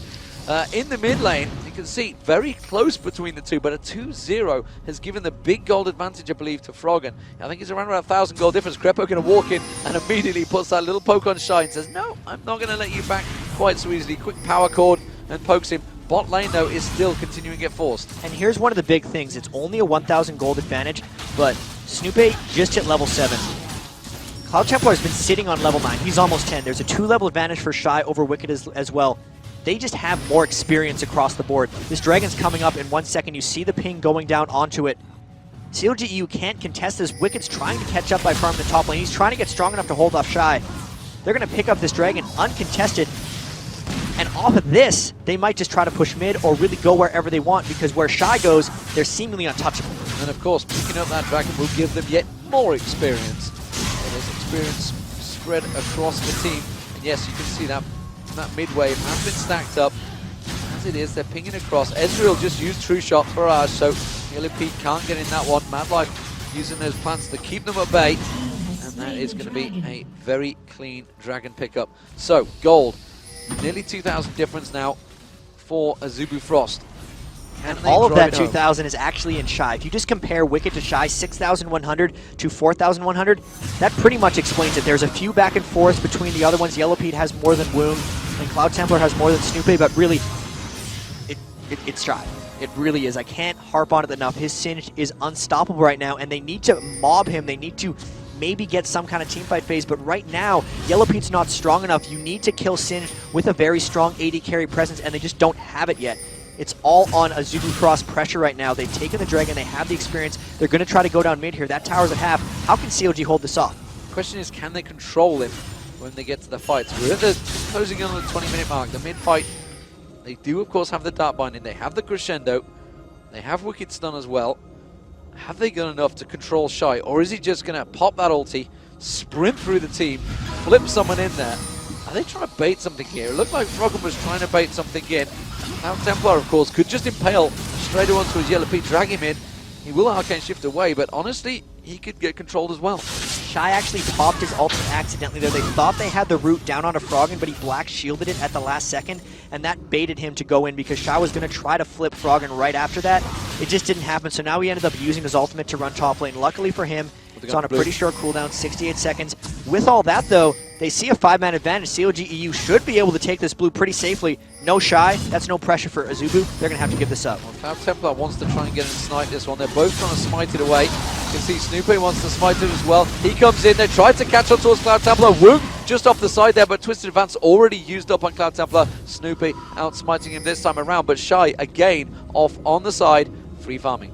And the blue buff is up. He could even take this by himself. He does enough damage. The Rod of Ages and the Hextech Revolver. He's actually doing a lot of damage. 140 AP onto Shy, as well as being unkillable. Even with the blue buff, he's going to be able to have shorter cooldowns on that fling, which are actually doing 440 damage. And there's a duel in the bottom lane. Woong might fall. Woong might fall here. Yellow Pete tries to pull him into the bush, but it is going to be Yellow Pete that picks up the kill. We didn't quite catch the start of that fight. It looked like True Shot Barrage managed to hit early on. That's exactly what happened, and that's the mid-game power spike you get when you go Trinity Force on Ezreal. He got the slow with the Phage proc on that, and that was just Woong getting caught by surprise. They were lulled into just watching Shy go around the map, and he got caught free farming. He'd been safe in that lane for so long, and that was on Yellow Pete. Great job soloing Woong and maybe trying to take their team back into the game pressure-wise. And they might take the mid turret as well. This could be 2 turrets for CLG straight away. Quick response. 3-level difference, by the way, between Wicked and Woong and Shy at the moment, and they immediately look at that. Whole team had to react. They could not handle Shy coming around the back of them. And that bottom lane turret will go down, so that is going to be the second turret for CLG.EU. Even in the turrets, still 1k difference. Advantage Azubu Frost. Still a very good play there by Yellow Pete, and we saw the fear there by Shy. He has 2-level advantage on every member of CLG.EU, and the experience is actually starting to look really bad for them. MadLife, level 10, Crepo's level 9. Cloud Templar has 2 levels on Snoopeh. Shy outlevels all of them. If they can force a fight right now, they're actually going to have a very, very good chance of getting these things. More dragons, more fights, maybe even if they started baiting Baron, because all they need to do is find a spot for Shy to be unleashed on the backline, and CLG will have to fall away. They have total control here. It's just a matter of getting the mid turret down so they can roam the map more freely. Right now, CLG is actually doing a pretty good job of trying to get through Shy's strong phase so that Yellow Pete gets strong enough to kite him and potentially kill him. So as it stands, 100. Well, very even in the mid lane now, actually. 2-0 to 1-0-1-2. Willie the Ancients has been stacked out by Rapid Start. Expect to see it completed at some point by Shy. As it stands, it looks like he may well go for... So it's going to be a Badger's Veil on there, or which way will he go? There's Carbine is landing. Azubu Frost going to pick up this mid lane turret. That is pulling the advantage back to Azubu Frost. See True Shot Barrage flashing across, but CLG pretty much helpless to stop that one. They're trying to keep back at them, but Shy's just going to go right back to that lane, continue the pressure. Yellow Pete's going over to farm his lane as well, and they actually don't have anyone on their team that can solo Yellow Pete right now, so they're going to send Woong to defend, but he's got to be very careful not to get caught out of position. The Aegis of the Legion just getting completed onto Snoopeh. That's going to be big for team fights, and a bunch of members of Azubu Frost are coming here for Yellow Pete. He's going to have to pull some tricky moves to get out of this one. Ward. He's on a Tribush Ward. They're just going to wait this one out until that looks like he's about to go back. Maybe he's even looking at the shop now. There's the bookshot comes across. He realizes, and you can see the damage straight into Woong there, but Rapid Star's going to come around, and immediately the Yellow Pete Arcade shifts into it. He is going to go down. Woong is going to get away from that one. He has nothing to respond, and really that's the team not communicating quick enough, saying they are all coming. He just remembered the kill he got on Woong and thought he could do it again, and that was Azubu Frost with a better memory and a better response. They sent 3 members there, and he almost turned it around right onto Woong again, but now he did get the Infinity Edge, so that duel is no longer going to be in huge favor of Yellow Pete. Still stronger though, so that's going to be a play for them. 30 seconds on this Dragon. They're sending Shy out the top lane. He's going to need a while to push that before they can draw CLG members. CLG might be able to get this Dragon if they decide to go for it right away. Azubu slow playing this a little bit, relying on the split push. Might be a little unwise in the long run. Yeah, Wicked desperately trying to gain those levels, you can see, but Shy, as soon as he appears, he backs off, in which case it looks like he's going to head towards that Dragon. It is up in 6 seconds, as you can see on your top corner of your screen. Shy's not far behind him, though. He's chasing down. If anything, Wicked's going to be there 5 seconds earlier, and they're not going to be able to create this. If Shy can somehow flank around behind, we've seen Moscow 5, they're one of the best flanking teams. Really, that's where Shy needs to be. They need to force CLG and stop them from being able to run away. They need to somehow prevent the disengage, because they really, all they have is Skarner Pull and some Zyra CC. It's all about the extended, long team fights, and that's not usually what happens. Will they catch out Wicked? Here's the Skarner Ult! They do the impale on towards Wicked, they pull him back, the crescendo goes across. Is it enough? Wicked managing to hop, skip and a jump, but he's exhausted, he's going to go down. It is Shy that picks up the kill. The Dragon's still yet to be taken out, but honestly, now that Azubu Frost have managed to impale on Wicked, they're going to get it for free, and there's nothing at all CLG.EU can do about it. That is going to be Azubu Frost in control yet again. Azubu Frost doesn't want to get poked at. Skarner ult. Create the fight, kill Wicked, get the dragon. 4 kills on Shy. He's looking to go for that Abyssal Scepter. Really becoming unstoppable. This is a big advantage brewing for Azubu Frost. You don't see it in the gold, but the experience is massive. Shy level 16. Froggen and Yellow Pete just hit 14. Living in that top lane. The bans to take out Wicked's Jace and Aurelia look to really be paying off, because even though they shut down Shy early with that 2v1 lane, ever since it's been Riven on Singed, he's been completely dominating. And also in the jungle, 3-level advantage for Cloud Templar. They mirrored that matchup in the last game, and it's really just Azubu Frost and their coordination helping out the jungler more, and maybe Cloud Templar just finding ways to get experience better than Snoopeh, because that's the second game in a row Snoopeh's fallen behind of Cloud Templar. It is indeed. That Oracle. That's why he didn't want to get involved. The fact that he's level 9, he got the Oracle. Snoopeh was just like, we cannot fight this. We cannot get in there unless Froggen could flash and ulti the entire team, and even then he'd be able to just get controlled and manhandled. And look at the hit points on Shy now, 4-0 dominant. And Froggen doesn't have his Zhonya's Hourglass yet, so if he did flash in, he'd get obliterated right away. There's a pretty good counter initiation from Azubu Frost as well. It's very hard to teamfight through his Zyra ultimate. That's why support Zyra is so potent. And you can see he's actually picking up a fair amount of minions for himself, so you actually know that Woong is 45 behind Yellow Pete, but MadLife has 48 minions to Krapo's 16, so really overall gold from those bottom lanes is pretty close. They're trying to get enough gold onto MadLife just so that he has more of a presence in these later fights. The Saplings are trying to scout them out. They're maybe trying to force around here. They really need to flank around the back of CLG.EU. They're walking through a ward. Can they get something? They're trying to Shirelia's in. They're going to go for the Impale. What an absolute clutch Black Shield there. Straight away, and Cloud Templar no doubt was about to Impale there. In fact, he may have been using it. Yes, Burn the cooldown. Burn the cooldown. The Impale came in. Black Shield crescendo across. Brilliant play from Froggen to get that Black Shield down. Perfect timing. Getting too excited here. Sometimes I'm not even stopping to take breaths during my sentences, but MadLife clearing out that bottom ward. They can still poke around the Baron. They're going to wait for the ultimate cooldown on Cloud Templar before doing anything too sneaky. And actually, they have Vladimir and Singe split up in the side lanes here, and all 5 members of CLG.EU with the Dark Binding. This is going to be a very difficult tower to hold. Very difficult. CLG going to push onto this one. They realize the situation. Shy's a long way off. They're going to have to back off.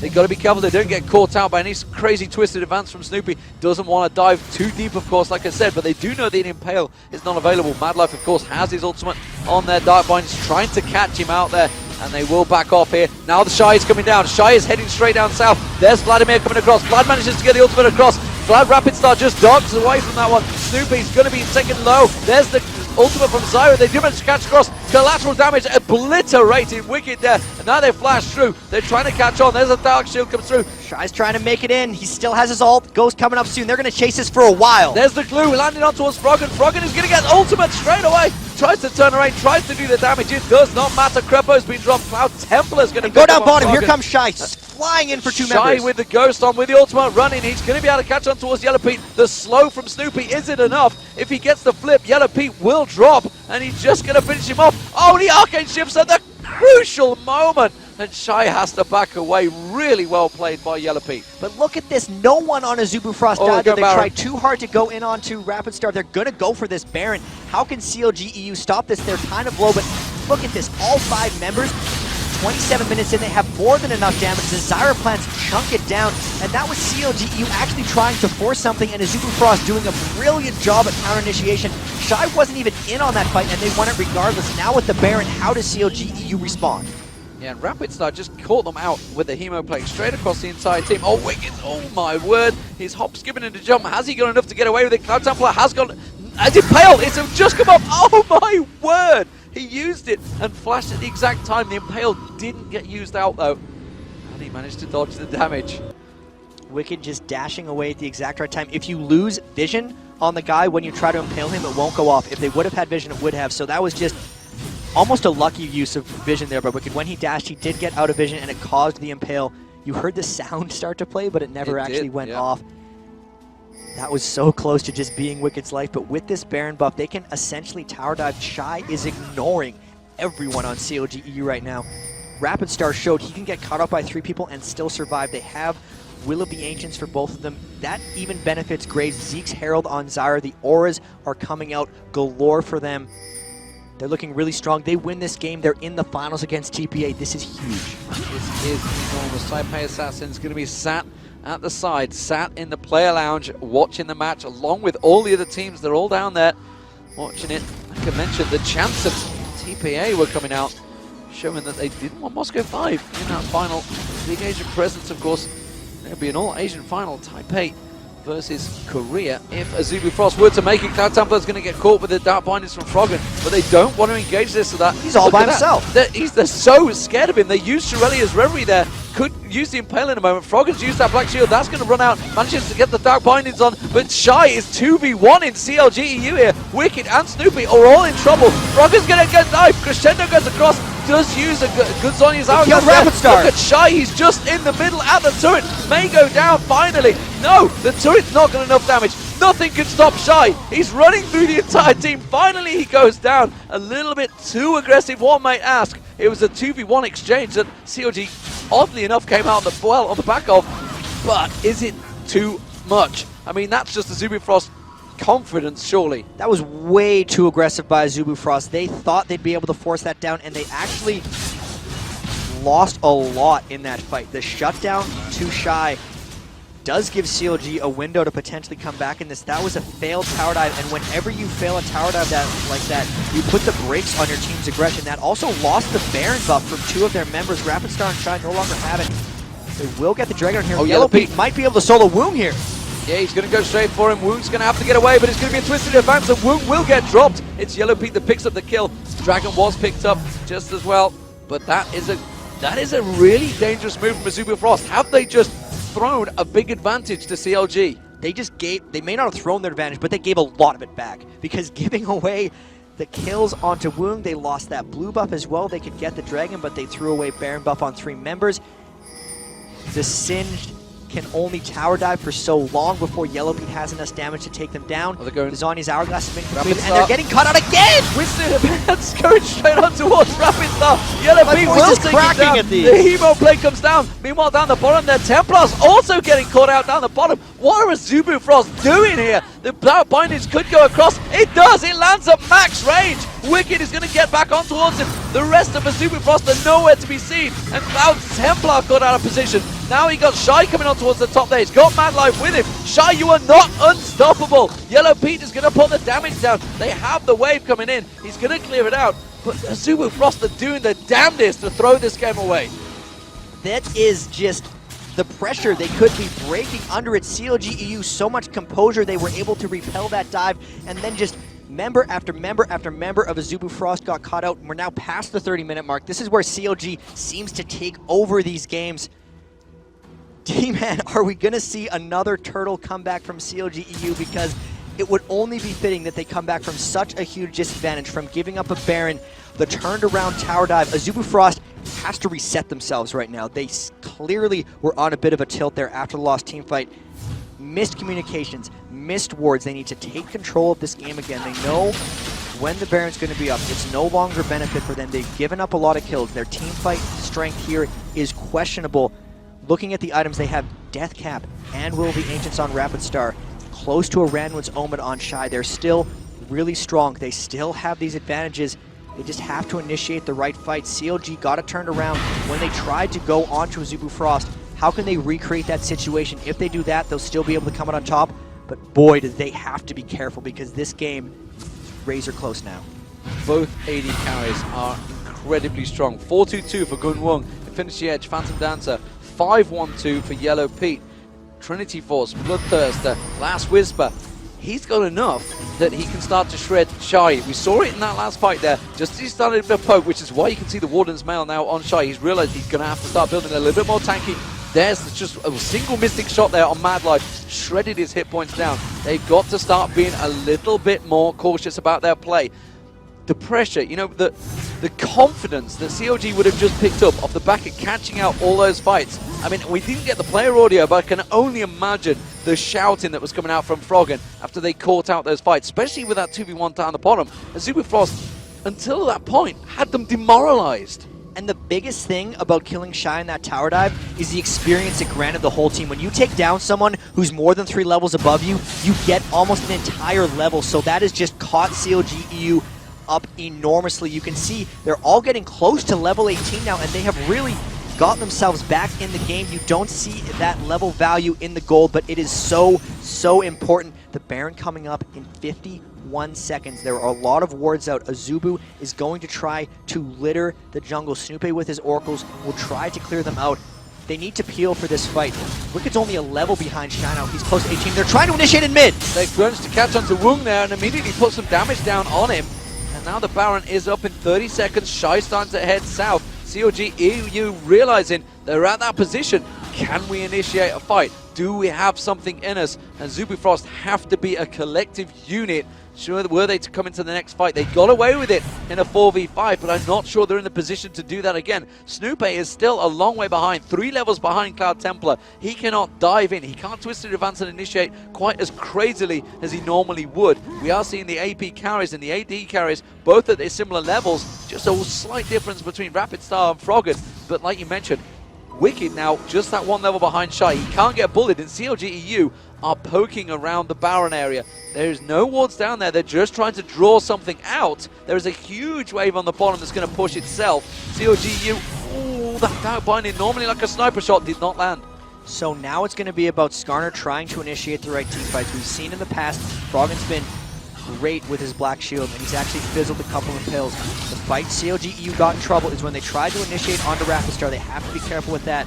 Here, it's going to be Shy just trying to zone out as many people as he can. In the fights where he distracts enough members of CLG.EU and splits them up, they're good. Really, it's going to be about when Froggen goes in and commit, can Shy unleash himself onto CLG for the distraction, because they have enough magic resist within their team that if Shy takes care of Yellow Pete and Wicked, the rest of the team will win the fight. It's really about poking back and forth here. They're pushing down the mid lane. Krepo is actually going back to base. Will Azubu Frost actually try to rush down a Baron? Or are they too worried if CLG's initiate? Well, they pinged up towards Snoopeh there. They thought they could maybe engage. Pull Snoopeh out the way, take away that smite, flash engage and flash impale, anything really, to just drop him down. And Woong actually doing a lot of damage to that mid turret while Krepo was gone, so no Crescendo to save them. Now he's back in there. They should be able to defend this one out there. They did also spot that the red buff was being picked up. They've got clever ward placement here at Azubu Frost. And you notice a lot of the times when they do back away, Woong will quite happily sneak in there and take away that buff. Now we've got Shy around the back. Shy is thinking of engaging for this one. He's just behind the turret. They could take out this turret and then start a fight. And they're going. The turret's not dead, but here it comes. They've impaled on towards Yellow Pete. Yellow Pete's going to get dropped down very quickly. This is Azubu Frost can turn his fight incredibly strong. That's going to be a crescendo on the turret. The turret's trying to do as much damage, but Shy is just laying his poisonous weight across the entire CLG. They're going to have to evacuate this one. You can see Snoopeh. He's going to get dropped. The Oracle's going to get burnt out there. Just meant to escape. No, Rapid Star takes him down as well. Sniped off. Wicked's going to get dropped. Azubu Frost turning this fight massively in their advantage. Guardian Angel's going to drop back up, but there's nothing you can do about it. But the Dark Binding's on Shy, just the person they wanted to land it on. Zonya's hourglass popped by Froggen. Is he going to be able to come out of this one alive? No, he's not. Azubu Frost take him down as well. 14-9 in kills. They're going to pick up the inhibitor turret. Azubu Frost just turned that fight perfectly. Everyone's still alive on them, and 4 kills. That was brilliant initiation. They got the Skarner pull, and CLG got sucked into the Zyralt, and Shy pulled off the successful flank behind them there. They're going to try to just rush down the spare, and they see there's fairly long death timers for everyone on CLG, and they have enough damage. Even though they couldn't teamfight here, they don't have to worry about it. This will be their second Baron. That is the inhibitor. They regroup from their last disaster push, and this could be a Baron. The True Shot Barrage is going to try to come through, taking them low, but I think they're still going to get that Baron. Wicked now coming in as well. They're going to peel this afterwards. And Wicked comes in, and gets a brilliant route, and now he's going to get dropped. He might be able to get MadLife, but really that's nothing. And Shy just walks away and picks up the kill. I cannot believe that. Wicked throwing himself at the deaths. And wow, what a turnaround. I talked about how CLG managed to drag themselves back into it, but Azubu Frost have just performed perfect replay. Let's check it out. See the replay of this last battle, and this is just crazy. They get the Skarner impel onto Yellow Pete, and this is the big thing. The only person who can take down Shy is Yellow Pete. Once he drops, look at CLG just sit there doing damage, and Azubu Frost doesn't care. Shy, everyone is trying to run away, and he is just behind them. The tower doesn't matter. The Ranwood's Omen is so much. Flashing in, look at Rapistar just finishing them out, and look at Woong really running around the backline, taking out everyone. And this is just the long back and forth. They're just tanking turret shots left and right. That continues on. They get the Baron. and it's the flank that they pulled off there. Stopped CLG's disengage and created with Skarner. That's why they picked Skarner instead of Maokai, because they can get things like kill Yellow Pete. Interestingly enough, Quicksilver Sash, CLG's not going to let that happen again. They are not going to let that happen again. And I think he just arcane shifted when he caught him with the Impale. Is that possible? It is possible. Like we saw earlier, if you have vision when the Impale tracks, it will always pull him to it. It's only if you lose vision will it fizzle. They didn't get the Black Shield on that either. It was just even more death for Yellow Pete. The timing coming down to the fractions of a second. Krebo in that interview right after the WE game said these are the two maybe best team fighting teams in the world, and it's all going to come down to those fraction of a second moves. They're just tanking up this next turret, trying to push the lane. CLG really having to turtle their lives on the line here. Lose this game, they're out. We'd have an Azubu Frost versus TPA final. So much on the line 40 minutes into this game. CLG.EU. They said in the back room, if they were going to lose, they'd quite happily let Taipei Assassins win it. It's pretty safe to know who they're going to be cheering on for Azubu Frost to make it to this final, but honestly, Azubu Frost have really proved their worth here. CLG.EU picking up the first game, incredibly strong. They're going to engage. They're just going to tower tank down. them. Absolutely tanking it through, and Woong, of course, with the Guardian Angel, he is pretty safe to just keep on hitting that turret. The Dark Pine is coming across, not quite landing at full range, and Shai's just going to walk on in there. He could pick any old target he wants. He is not worried, and that's going to be the turret going down. There we go. There's going to Crescendo going across. Shai is going to get dropped down. No! He's just going to troll and run away. Finally goes down. Froggen ultimate. He's going to manage to get Sonya's Hourglass, but Rapid Star is in there. Woong is in there, destroying the opposition. Krepo's going to dunk down. They have super minions coming up the mid lane. This could well be the end. That's an ace! That's a typical. That's the ace. That is the game. Azubu Frost are in the finals against Taipei Assassins. They have done it. They've managed to make it in there, coming back from a 2-1 just like Taipei Assassins did against Moscow 5. And that is CLG and the whole of Europe out of the tournament in the semi-finals. Fantastic, perfectly executed moves by Azubu Frost. They had the one slip up where they almost threw the game, and you can see the relief on them. That's the second time they've had a set against CLG.EU where they've been one game from elimination and then swept it from there on out. So amazing. This was one of the most exciting games I've ever casted. I was losing it during that game, and they just had the relief. Woong so excited. Congratulations to Azubu Frost. That was honestly very impressive. Very impressive, and yet again, we're talking about the top lanes. Shai, absolutely at his best throughout this entire tournament. That's twice we've seen him play Singed. That's twice we've seen him 2v1 in teams without issue. And, you know, Cloud Templar versus Snoopeh in the middle, constantly 3 levels ahead.